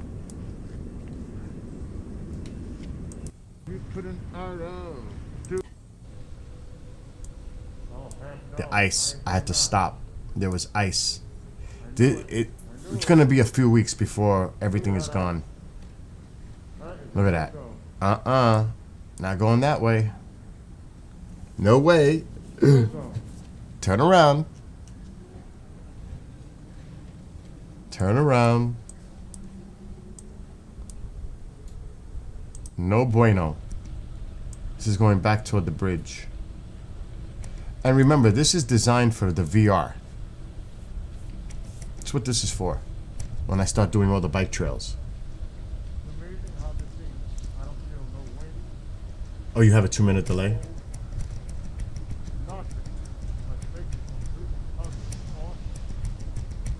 Oh, heck yes, Dwayne. So I'm going to be redoing all my bike trails in the spring and summer with the 360. Even New York City, I'm going to redo it. Definitely. But you can see it. Look how nice that footage looks. Look how crisp. And again, I have to play with the. You see how it looks a little tilted? I have to play with that. These are all tests that are important for me to figure out how to do this. I've been to the New York's, not to where you're talking about, Dwayne. That's like 4 hours away from me. But I'm talking about, I thought you were referring to New York City. See, I can kind of straighten it out. But I have to perfect this. But you don't perfect it without doing tests. And that's why I have to do this. But look how sharp that image looks. I mean, that looks awesome. In my opinion, at least. I've been to New Hampshire to go to Stonehenge, America's Stonehenge, Dennis Stone. He gave us a private tour, kind of a deal. I know Dennis. It's actually a really cool site. I actually have video of that when I went with Kriston. See the ice on the Hudson? A lot of it melted. When I went out this day, it was 41 degrees. That's why I was dressed warm. You can see the ice flow a little bit left on the Hudson. Not much. This is called the Mid-Hudson Bridge. It connects Highland to Poughkeepsie in New York. I live right there somewhere, right along the Hudson.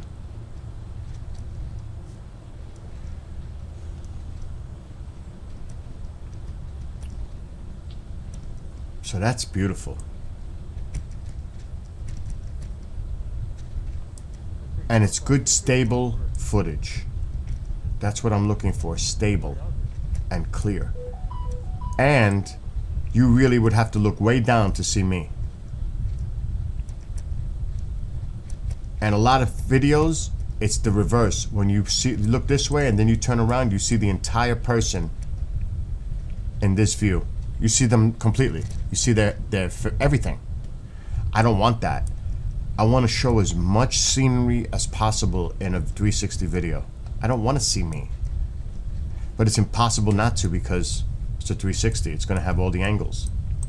I mean, look, you can see the rod. See? You could see that if you wanted to.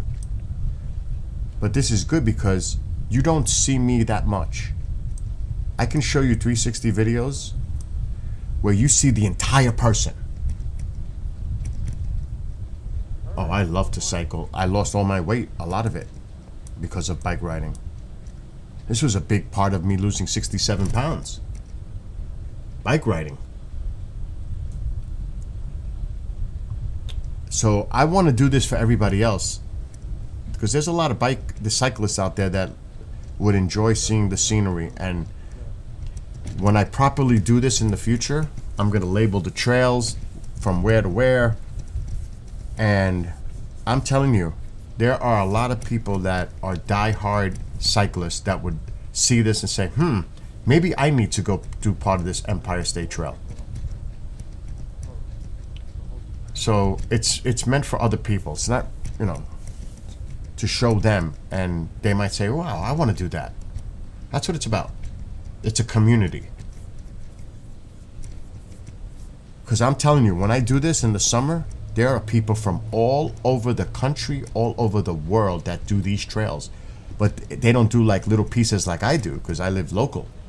They do from Buffalo to Albany to New York City. They stay at hotels, they camp out. There are some die-hard cyclists that will do this and they love it. I've spoken to people from, like I said, all over the world. And I love to talk to people.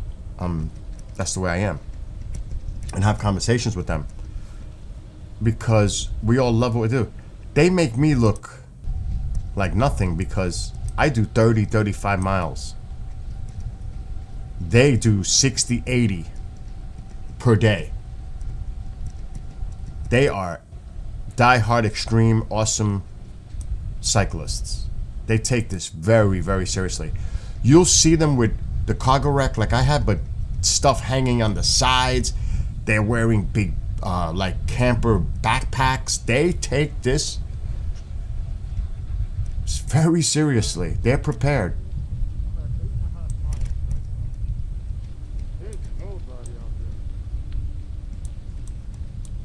And just think, this is winter. Think how beautiful this looks when everything is green. It's just beautiful. This is just a small snapshot. And this is only 15 minutes from my house. This is close. So I get to enjoy the trails. I love it.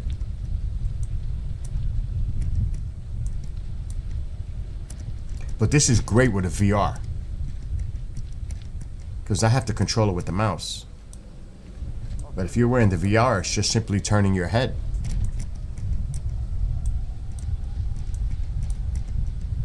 And obviously, there's not many people out there right now because it was 40 degrees when I went out on this.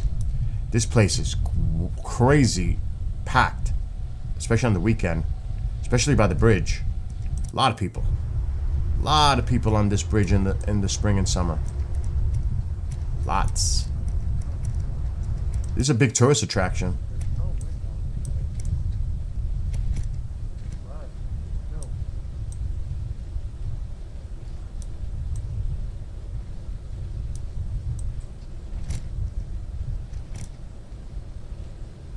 There's a lot of historical sites here too.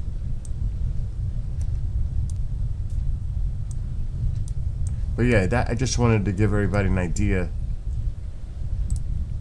And like I said, it's about perfection. Trying to get the best quality possible to do it right. You see, I got the Momzilla shirt on. So, you know, testing is important. And the whole point of this was people sometimes they criticize a product because they don't know how to do the settings properly. It took me time to get it right. And there's still something I want to do, but it's not working yet. I want to do this in 5.6K quality. This is 4K. I want to go up with the GoPro. But trying to render it into an MP4 or even an MOV file is where it's tricky.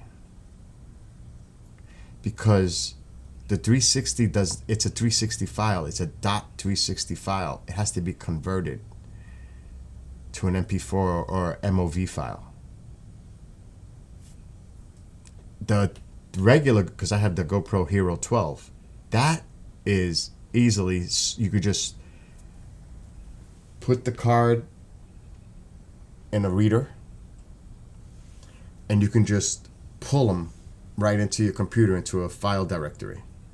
With this one, you cannot do that. It won't work. So what I had to do was get this, because this is like a must-to-have. There could be some converters out there. Premiere Pro doesn't work.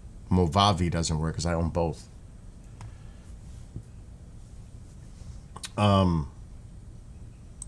You have to download this, the GoPro Player. See how it says Open Media? You go right to the SD card, and then you can convert it in here to an MP4 or an MOV. So this is important for 360 video. Very important. It's an electric bike. I have 4 bikes. Actually, I have 3. I have a mountain bike, a road bike, like a speed bike, and an electric bike. So this is important. And by the way, for those who, the very few of you that use Skype, you know Skype is going bye-bye. May 5th. No more. And they're offering this up. And I can't share the screen because it has actual information. But it's called Teams. And it's a really bad replacement, in my opinion. Poor. Uh-oh, Mark is not going live. LOL, you need to think about doing...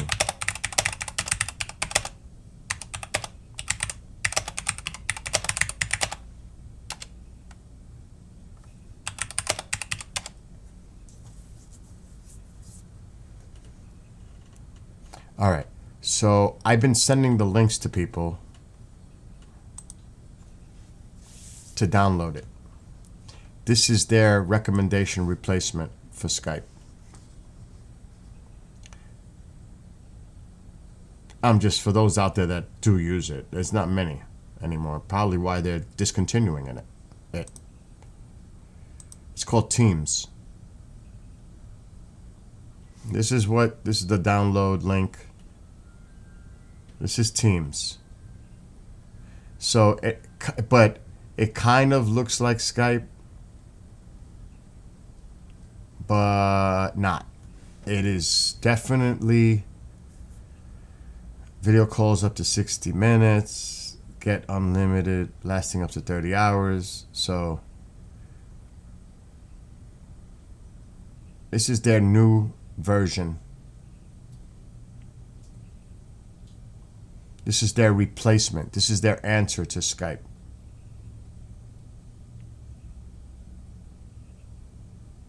So you could search it, It's called Microsoft Teams.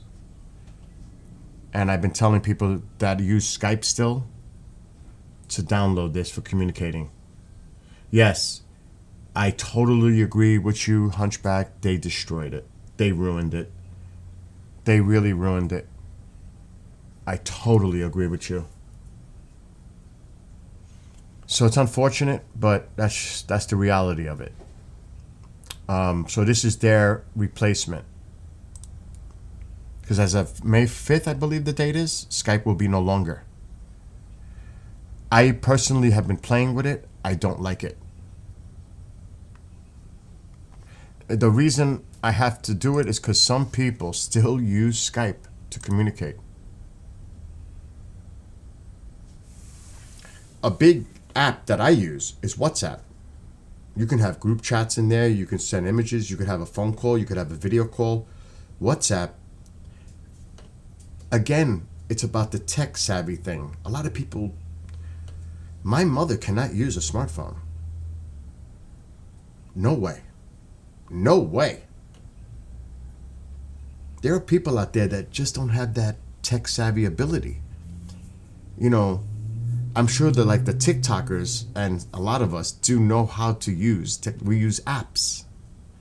I have Telegram, TikTok, all this stuff. Instagram. You name it.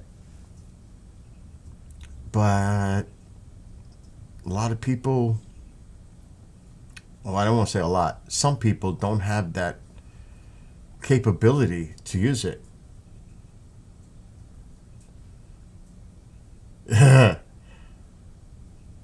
So, like I said, WhatsApp is we have meetings sometimes, believe it or not, because some people could be in Brazil and they can still join the conversation.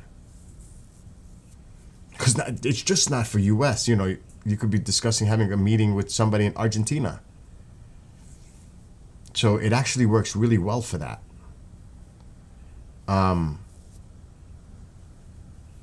Yeah, again, everybody, it's a skill set. But you learn. You adapt. You learn how to use things.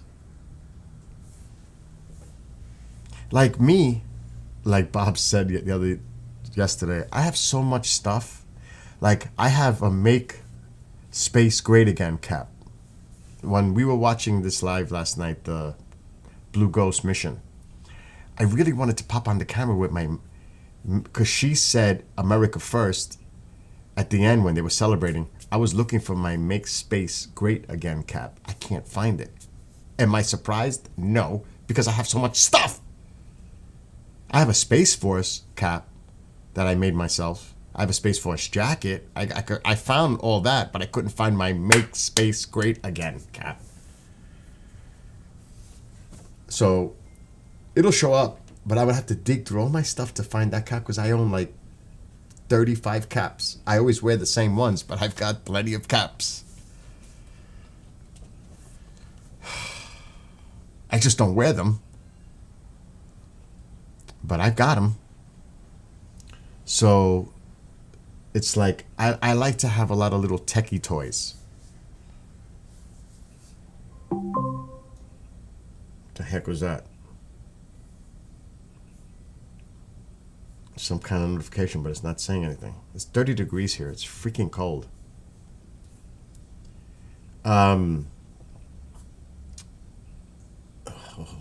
I look like I have this. Oh, I'm charging the Sony. I was like, where's my Sony A7S III? It's not there. It's charging. All right, Hunchback. But I've got another Sony camera, brand new, like rebuilt in that box. I've got so much stuff. It's like scary. It really is. I have backup mixers. I have computers that I built, and they're in my room. There's like 4 of them. Now, are they good? They're old. I think they have Windows 8 on them, but they have a fast processor. and they've got internal capture cards and all that. They work well. It's not like this one I built, but they still work. And what I use those for is like if I go to an event and I need a computer to take with me, I've got a pretty good one to use. They're backups for the road. Not for, they could be used here, but then I don't have that for that. I have that for like if I go to a convention or and I need to stream. I have backup mixers. I have backup for everything. So you can only imagine cables and wires and this and that. It's insane, actually, how much stuff I have. And I can't get rid of it. It's too much of an investment. This stuff underneath. This wires below me. I could just pull like my hand up and there's like freaking wires of all kinds just right underneath me. It's crazy. I'm surrounded.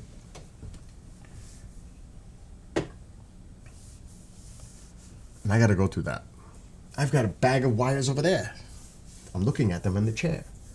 I've got multiple huge crates worth of stuff in here. Microphones. Crazy. But I don't have the room. Unless I make an extension to the house, then we're talking. But right now, no bueno. I don't have the room.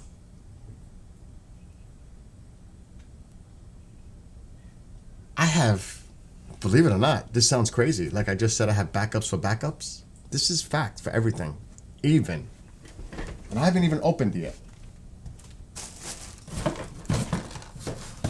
And you might think I'm nuts. Oh, shit.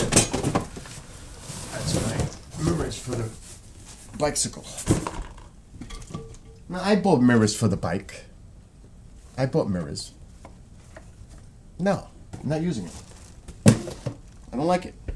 I have too much on my handlebar. Too many gadgets. I can't even fit that. And I don't need it for the trail. I don't need it for a trail. If I was riding streets, I would get mirrors. I don't need them for the trail. For some people, they might need it. I don't. Not on the trail. And I only bike on trails. Let's not try to open it with the pen. This is taped really well. I think we better get a scissor or a knife.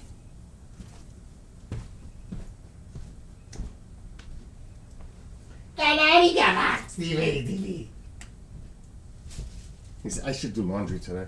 Oh my God, my helmet. What the hell? My poor helmet. This is one of my helmets. Marco told me about this one, and it is actually really good to have. Friend. I gotta put this somewhere. See what I mean? It's ridiculous. Maybe we shouldn't open it on that side. I don't even like that that's... Oh my God.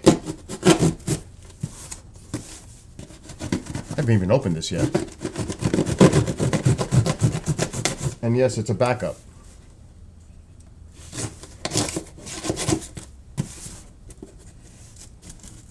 Just to give you an idea.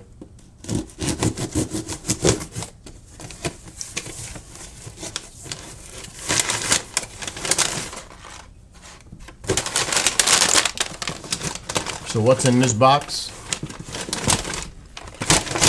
Another brand new GoPro Max. My backup. They're not cheap. I have backups for like almost everything I do. I buy a backup. So the one I'm using now, obviously, this one's brand new.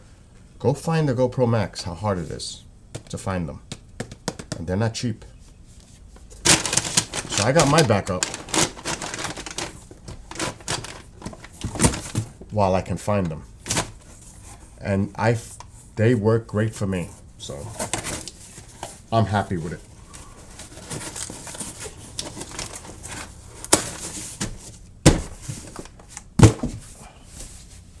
But that's an example.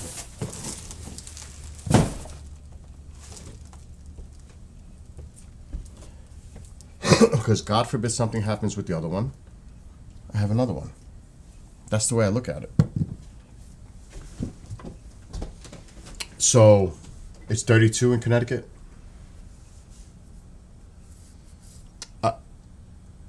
Like I said, there's a lot of tweaking with settings. There's a lot of adjustments. But I can't show you some of the other videos unless I was playing with my VR goggles. Yeah, there's different types of 360 cameras. But I'm happy because I'm happy with the GoPro 360. I'm really happy with my GoPro Hero 12. I look at it this way: if it works, if it's not broke, don't fix it. If it works for me. Converting video, everything works. It's like people tell me, why don't you buy PlayStation 5? I own 247 games on my Xbox. Now you want me to get PlayStation 5? What, to start buying games on that now too? I am invested, even though I'm not happy with Xbox direction and the games that they have. But I have a lot invested in that. I'm talking money investment. I own over 180 games on that. So I'm just going to walk away from that and let's play PlayStation 5 now. It'd be nice if I could start finishing some games that I own on that first, which I have a ton. Tycho, I know. He's right here. Literally, like, right here. And I'm not moving my camera. He wants to go OUT.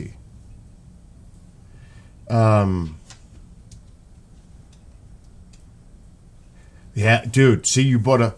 Is that a Monte Carlo? I bet you meant to say Monte Carlo. Because it was an old... Oh, it was a Chevy. No, I'm thinking of... Was it... Yeah, because my... Yeah, no. Yeah. Was it? So you bought another one for spare parts. Makes sense. Let me just check something. Oh, they are showing the Yankee game on the MLB. And I got to do a show in a little while. Let's see if there's any new news going on from Firefly. So I got to take him outside. And I have to eat, because I haven't had anything to eat yet. Yeah, I told you meant Monte Carlo. I figured that.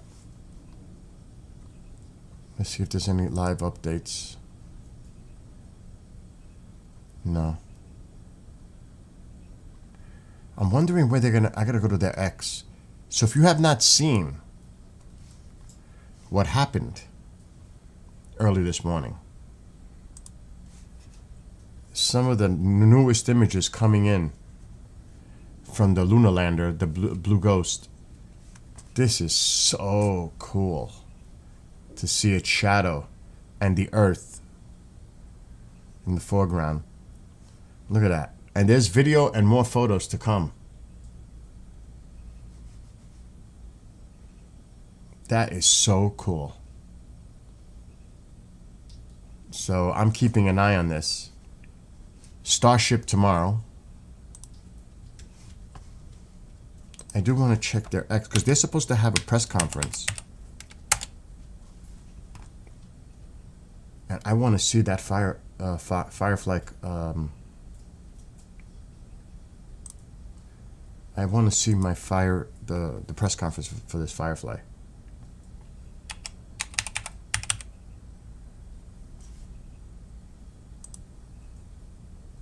I'm going to the X.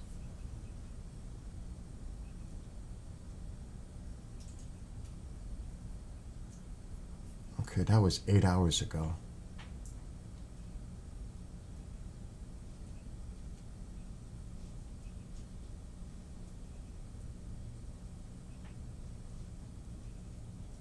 No.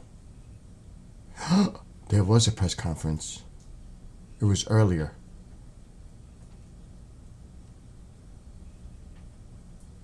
That can't be right.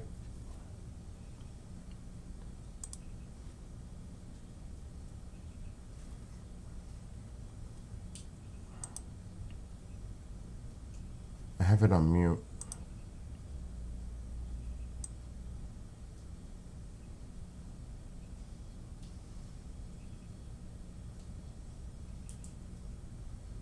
Oh, yes, they did. They had it already. And they showed those photos that were released.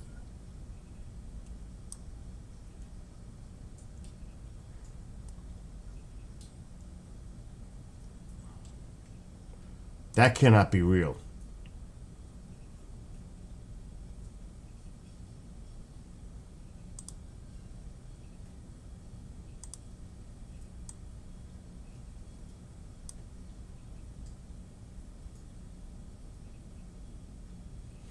Yeah, they had a press conference already to show the photos, but it's just those two photos. So I'm gonna have to keep an eye on this site.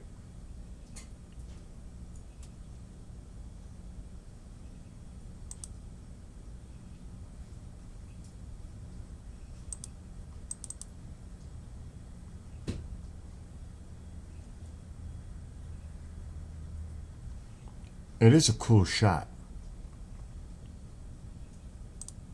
but there's nothing new. Just those two photos right now, and the original.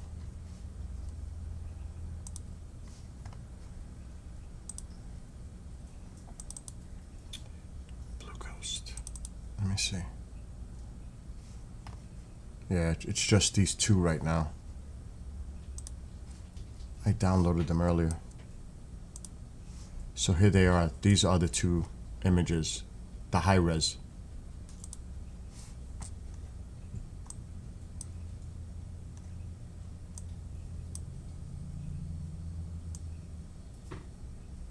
There you go.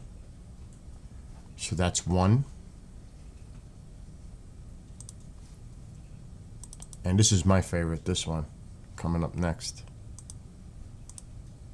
I like that. And you could see it's stable. That is cool. That is cool. So we're going to see a lot more in the upcoming days. And I'm sure they're going to release some videos too. Oh my God, I remember the Pacer. All right, Tycho, I'm going to take you in a minute. So keep an eye on this, and it's fireflyspace.com.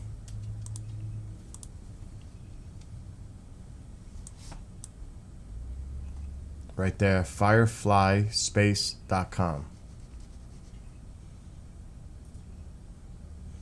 And there's a total of 3 planned of these. This is mission 1. There's actually 3.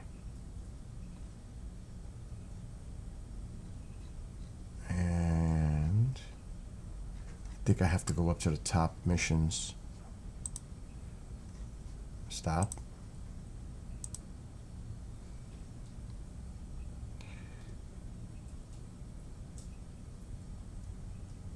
That's that one. I know there's upcoming missions. Blue Ghost 3. Blue Ghost 2. Now this one's going to be connected with this one. This will stay in orbit and it's going to be connected to this one. See? So they're definitely going to launch this. This is a good test for this, because this is going to help with communications when this is on the far side of the moon.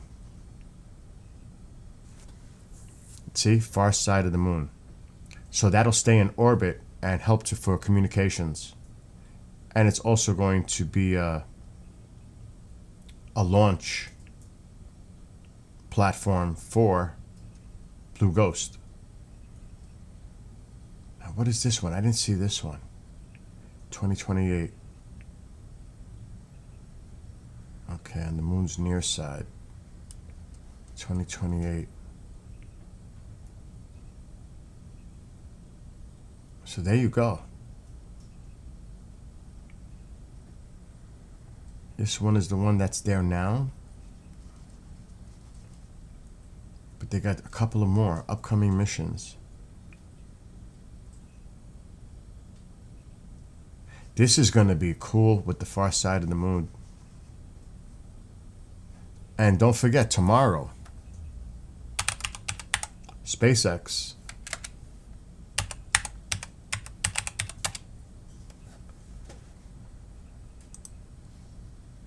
we got another Starship test coming.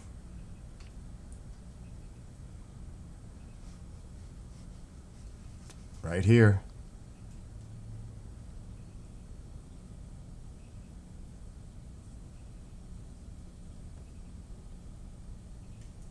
Excitement guaranteed.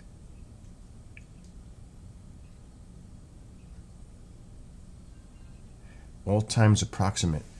But what are they? Central, Eastern, what?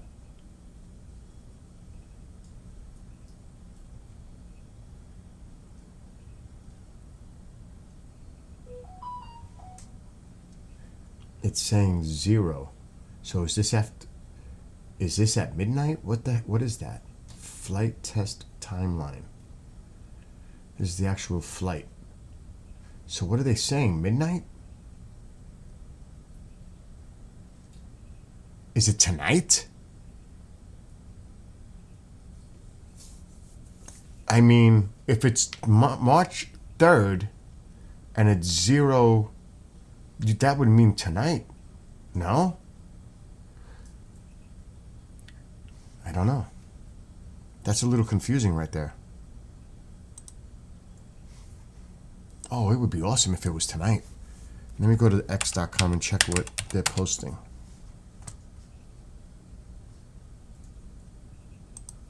Okay, SpaceX.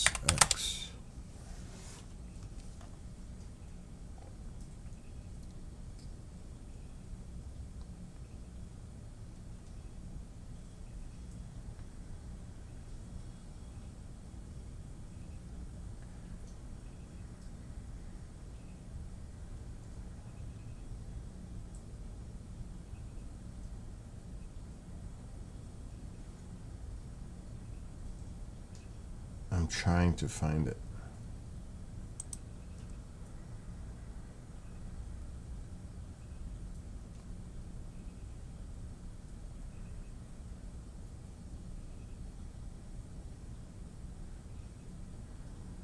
Super Heavy on the launch pad at Starbase ahead of Starship's 8th flight test. It just says this is old. These are old posts. Maybe I should go look what Elon is writing.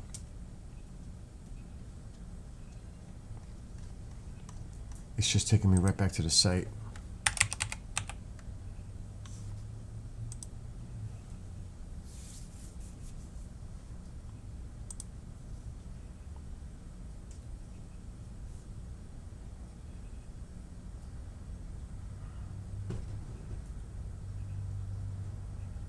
No.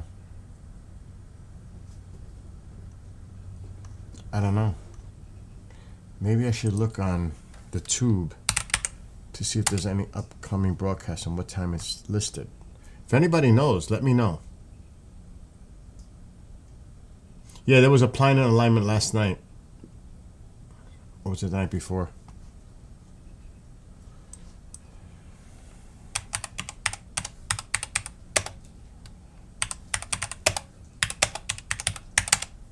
I'm trying to figure out the timing because I want to cover it.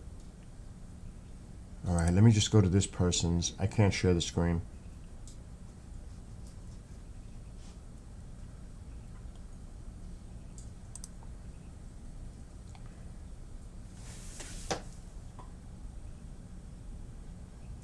Over here it says 1 day, 4 hours. So this is tomorrow. Countdown to launch. 1 day, 4 hours, 46 minutes. So that would be in the 30. 5:30? 4. Yes, 5:30 tomorrow, Eastern. So it's 5:30 tomorrow afternoon, Eastern time.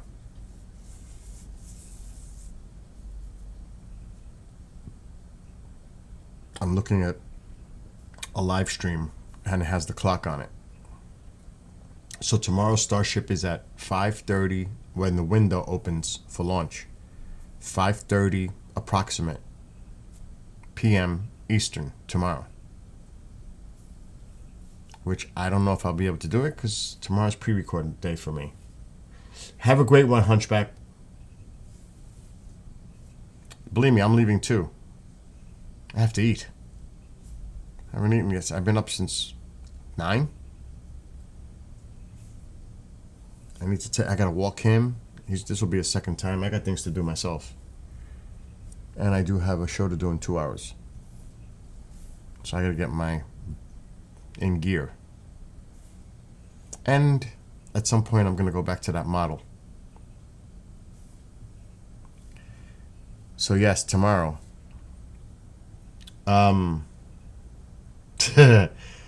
That's funny. But I'll find out today. I want to see the whole thing. What was the timetable, how long after launch that everything's going to take? Let me go back. SpaceX. What are they saying is the time? Because I started pre-record at 6:15. Countdown. All right, let's look at the flight time. So how long is the actual test? So liftoff 02. So that's, come on. An hour and 6 minutes in total. Say an hour and 7. That's if there's no delays in the launch. And that's if everything goes accordingly to planned. A plan as hoping that it will have a successful landing.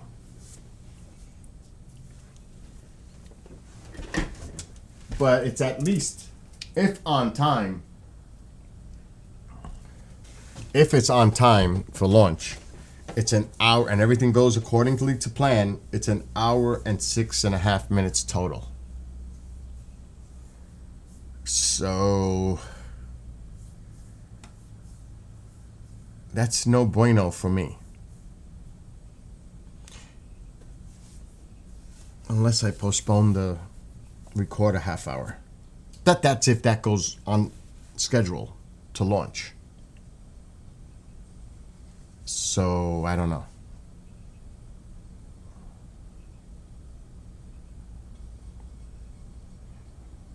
We'll see. But that's tomorrow afternoon. I love watching that. The Starship tests, there's so many emotions involved. Nervous, excitement, apprehension. There's so much. It's exciting. You want to see it successful. These tests are important. So important, especially in relation with Artemis.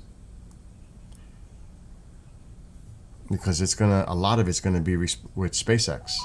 NASA and SpaceX working together with the Artemis. Artemis is already delayed.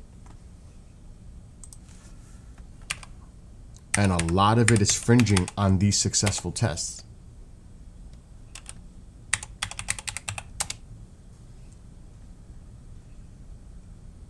I'm curious to see what they're saying now as far as Artemis.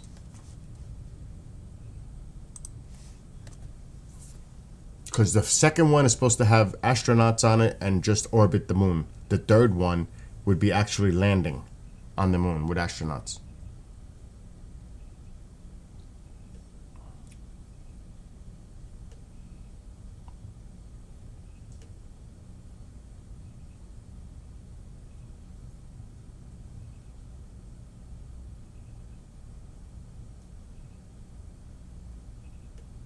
And human landing, what does that look like? Well, SpaceX is going to have a lot to do with this. This is why this is so important with the Starship.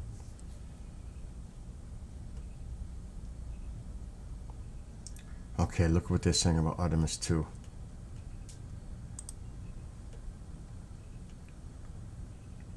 April 2026 now. The flyby, the lunar flyby.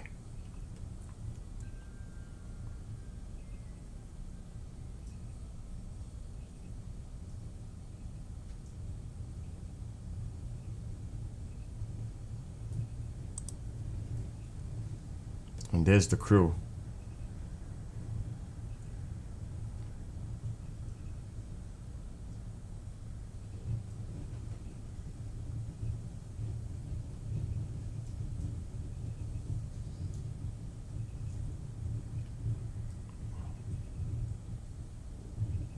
I'm just reading, I'm skimming.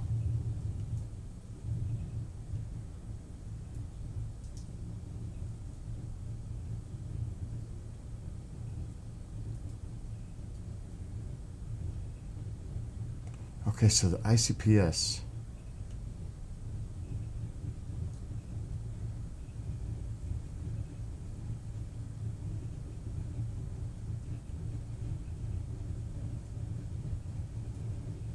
Oh my god, my fire is going crazy.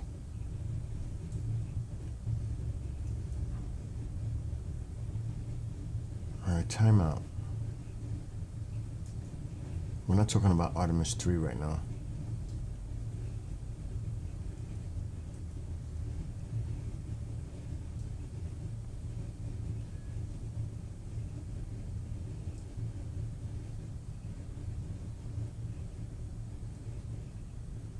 Orion.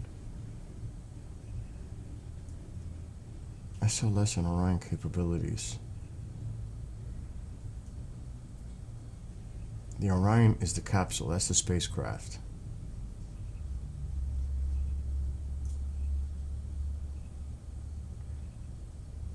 The SLS.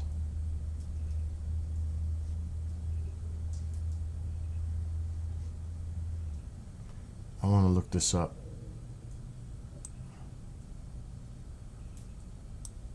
And Artemis 3 would eventually, I do want to see when they're planning that now, if they even have a date. Let's go back. It's probably going to be in 2027 or 8. And let's see. It's been delayed. 2027. Good luck with that. 2 years from now, that a lot has to happen for this to happen. I see it delayed. I don't see this happening in 2 years. To be honest, I don't. See? SpaceX Starship. That's why this is so important with Starship. This has to be safe.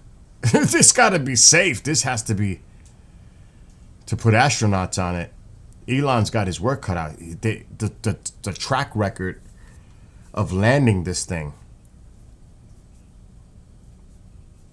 Now, the gravity, of course, is a whole different issue on the moon. But still, this has to be perfected before we put a crew on board. This Starship is critical.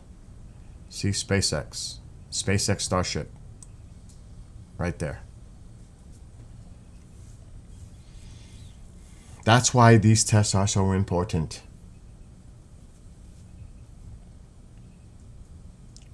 I would definitely go. I would definitely go.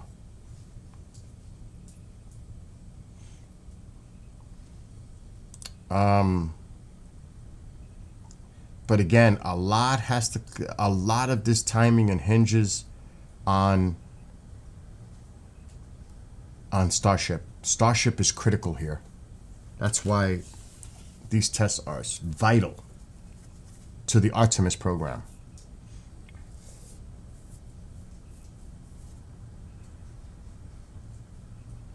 But I want to check something out before I get off.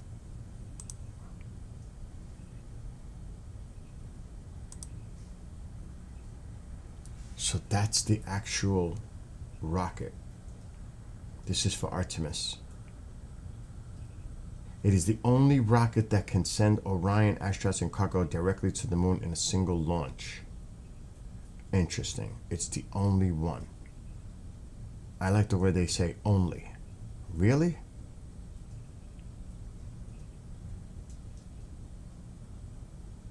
That is one heck of a rocket, though. My gosh.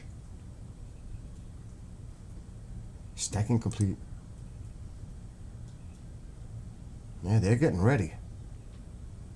For Artemis 2, they're getting ready.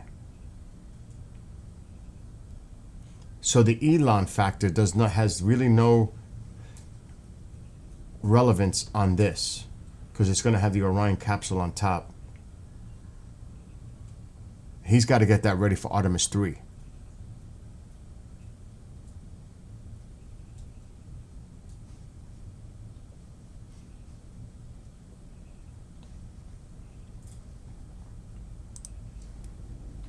The latest news.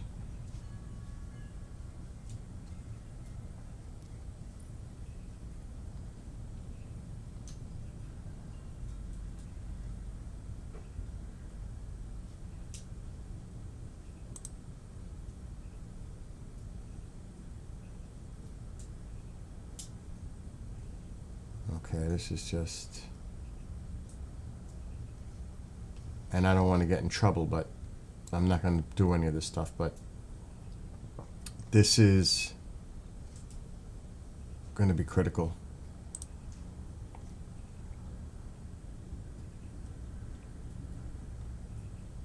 That is some rocket. I should look at it another way. Images.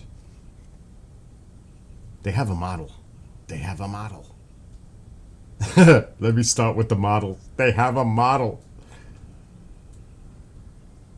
Look at that. Look at that. That is one heck of a rocket.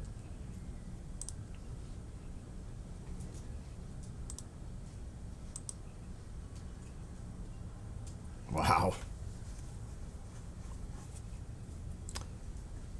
So that's another big thing to look forward to. Now they're just gonna orbit a lunar orbit around the moon, but that's still gonna be. Can you imagine? Just imagine this. If it happens in 2 years, big if, I'm thinking 2028. It would surprise the heck out of me if it happens in Artemis 3. We still got to get through 2, which could be delayed itself. But can you imagine this live? Astronauts taking off for the moon?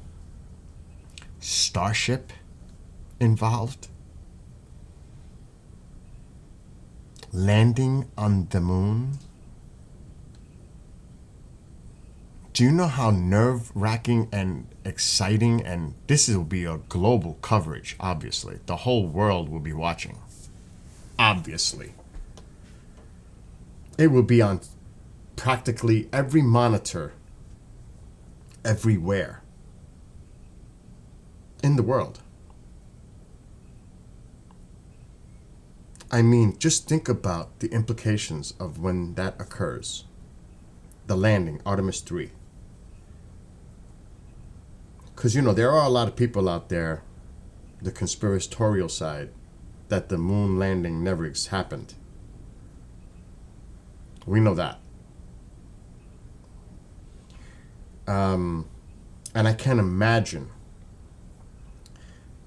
if not maybe an if, when this happens, you're going to hear all kinds of stuff. This is staged. This is AI. You can only imagine. That's yet to come. But you know it's coming. The moon is, I can't even. The moon is a hologram. Can you imagine? Just imagine the noise. So I'm going to stay focused on reality with this. Now, how do I know it's reality? Well, my educated guess, it is reality. It's not we're living in Earth 2, some other existence, parallel, alternative universe that says otherwise. I am not here to prove a conspiracy right or to prove this to be true, because that's the way it is today. You have to prove conspiracies to be false rather than dealing with fact. It's been twisted around. Now it's like you have to prove a conspiracy to be false for it to be true. That's happened. It's like it can make a person's head spin. That's where we're at, though, pretty much, in everything. We have to prove that it's false, not that it's true. It's weird. But from an educated opinion, I don't think this is going to be something that is fake or AI created, or I believe this to be real and true and not part of like Capricorn 1 movie where it's something that was staged. But I'm sure there's people out there that completely think it will be. For whatever reasons, I'm sure there's going to be people out there that will think this is totally BS. It's not real. Well, enjoy your reality. I'm going to enjoy my view of reality. That's the best way to put it, right? Because there's going to be, can you imagine? There's going to be a lot of that when this happens. A lot of it. It's going to be everywhere.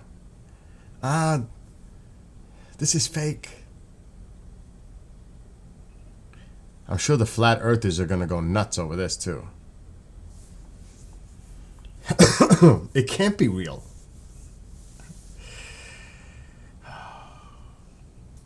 I don't even care really. I just want to enjoy that moment and see it. Hopefully, God willing, I'm still alive to see it. But I would love to see that happen. Because it's not like when it happened decades ago. We're going to have some awesome images and video of it. Especially with Elon involved, SpaceX. It should be outstanding. Plus, it's recorded history. They're going to make sure that it's going to be high quality, exceptional, I would think. And like I said, with Elon involved, I think it will be at a high level. Which might, in a weird way, with Elon involved, might squash, it might bring down a lot of the conspiracy stuff. In a weird way, an ironic, twisty way, because of Elon's involvement, it might reduce the amount of conspiratorial talk out there. I don't know. I'm speculating. But it could. It could actually work out as a... Oh my gosh, just thinking about it is like bizarre. But I pray when that happens, even in Artemis 2, when we send the 4 to do a lunar, I pray for them, for their safety. I mean, to me, that's, after the things that we've had, the tragedies in our past with the shuttle. Pray for them. That's the way I look at it. Pray for these astronauts. Because this is going to be, it's going to be tough. It's going to be difficult. A lot of things have to go right for this to work. A lot. And that's not even talking about the landing itself. That's a lot involved. So to me, it's more like praying for these people that are doing this. And there's a lot of work involved. You know, a lot of people. It's a lot of work. Whether it's SpaceX, NASA, however you think about whatever. A lot of people work really hard to try to make this to happen. And credit goes out to them and their families, because it's a lot of self-sacrifice in a lot of ways for these people. It affects not just them, it affects their people that they love around them. So I'm looking forward to it. But let's not get too far ahead of it. I want to see Starship tomorrow. I want to see a successful Starship test tomorrow, because that's going to go a long way for the future. These tests are important, critical to the whole space program. And supply missions, so much is riding on Starship. In so many ways. The dependency of it. Colonization on the moon. And beyond. For the space program. For decades. This is critical that it succeeds. It is critical. I don't know if people realize how important this is, but it's super important for the space program. And the private sector involvement of it. And cost. So, anyway, I'm going to go eat lunch. It's over after 2 already. Did I read your question? Next is digital advertising on the rockets. Oh my God. Oh my God. But you got to remember, I'm not a fan of all this advertisement on sports uniforms and everything else, sponsorships, you know. But whatever it takes as far as like space, you said digital advertising on rockets with, I won't say the rest. But whatever it takes to create funding to help promote and support agencies that are doing this work, so be it. I mean, it costs a lot of freaking money to do this. So whatever helps to me in this area, I am for it. I'm not crazy about, like I said, in sports, all this stuff all over there. Nike here, this, there. I mean, come on. But things change. But it's always about this. It's always about the money. Always. So I'm not surprised. At all. We'll see. I mean, could you imagine? Just think about it in a silly way. If there is, let's just say, Coca-Cola, Pepsi, one of them, the first drink on the moon.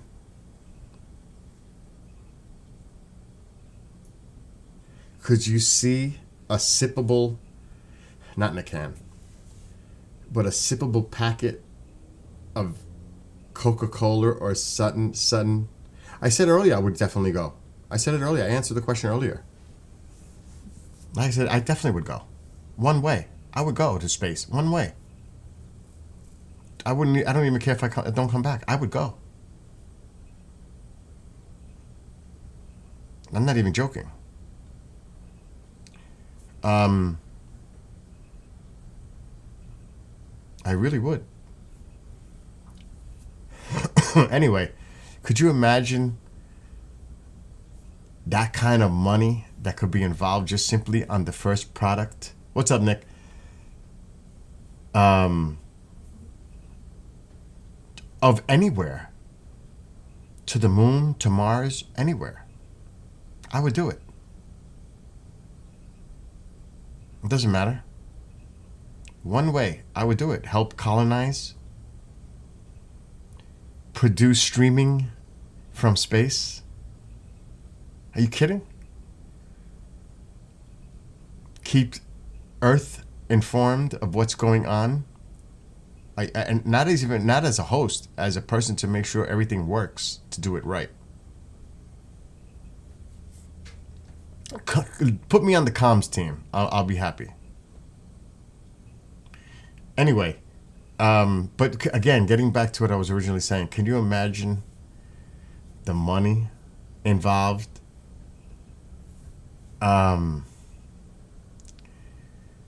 Like from a product marketing. It could be a simple tool. It doesn't have to be food related. It could be anything to be seen in the foreground as a marketing. I could just see it. Oh my gosh. Like I said, in a sippable bag. It could be a juice brand. It could be anything. But you know they want that on camera. You know they want that as part of a marketing ploy. The first thing they drank this morning was, or they use this. It could be. I don't know if I'd be crazy to see something like that, but that's like in a movie. When you watch a movie, you'll see maybe a certain soda in the background or a cereal box. They're being paid money by that company to have that product on that screen. It's a marketing ploy. It's a tool. It happens in movies all the time. You know what I mean? So I'm not saying it's going to happen, but I wouldn't be surprised the first stream you see live from the moon with astronauts might have something in the background, a marketing ploy, because they paid to have that on that screen, the first shot. It's going to be interesting to see if that happens. But it would be a big money thing. It would be a big money thing. Modern day. It could be Minute Maid orange juice. They're sipping on it. It could be anything. You know what I mean? I'm curious to see if I notice anything like that. I look for little things like that. Stickler to little details. Always look in the background. Anyway, I'm out of here. I'm going to go eat and rest before I have to do some work. It's true, but remember, streaming from Mars. I'm not talking about streaming for my personal use. I would help them with, think of it for technical, from a technical, like an IT, technical. I would love to be part of that, to make sure everything works right. You don't know how frustrated I get. Like, I'll give you an example, and Nick knows this from last night. The stream last night with the Firefly NASA combination was the best audio production. Blew away SpaceX, blew away NASA. That was superb production. Whoever was responsible for last night or early this morning gets complete. I mean, they did a heck of an audio job. Even when they went to a location live, the audio was good. How do I know? Because my mixer board is set, let's say Unity, where it should always be a good audio sound. If I have to boost my level up, something's wrong on their end. Their audio quality is not where it should be. And I can tell just by using my mixer board and all the other settings. Their audio last night was superb. And I hope that SpaceX improves on theirs, because a lot of times I have their volume all the way up, but yet on the mixer, I've got to boost it up because their audio production is poor. That's the one thing I got to say about SpaceX. They need better production for their live streaming. And forget about NASA. NASA's behind them. But last night, I was impressed on the production side. And I said it. Nick knows. He even said it. The audio sounds great. Excellent. Last night was good. Oh, this morning. Really good. The audio was really good. And I don't understand why they have an issue with that. They need to do it better. Another thing I liked about last night, it was so professional. It was well done.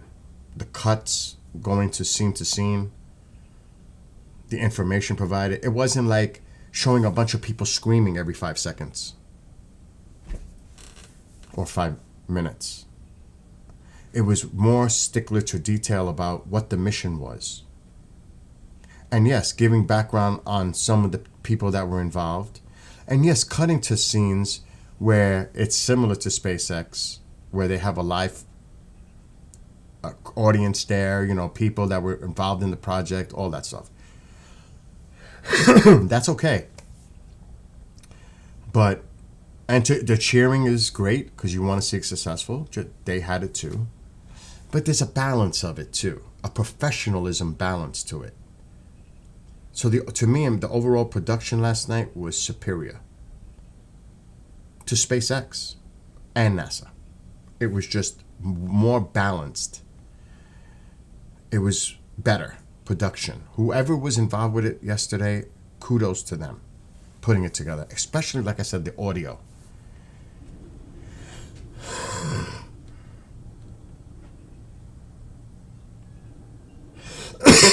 So, kudos to them last night, or this morning, again, for how they handled it. And you can go to old SpaceX feeds or NASA feeds, and you can see what I'm talking about, the audio. And you would think they would have this prepared. They would be better prepared going into a live stream. You would think. Oh God, yeah. Just the monetization, Dwayne, is insane.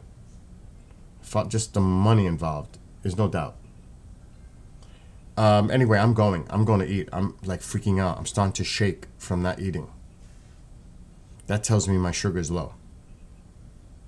When I start to get that, that means Bill needs to go and eat. I guarantee my sugar's below 90 right now because I know my body.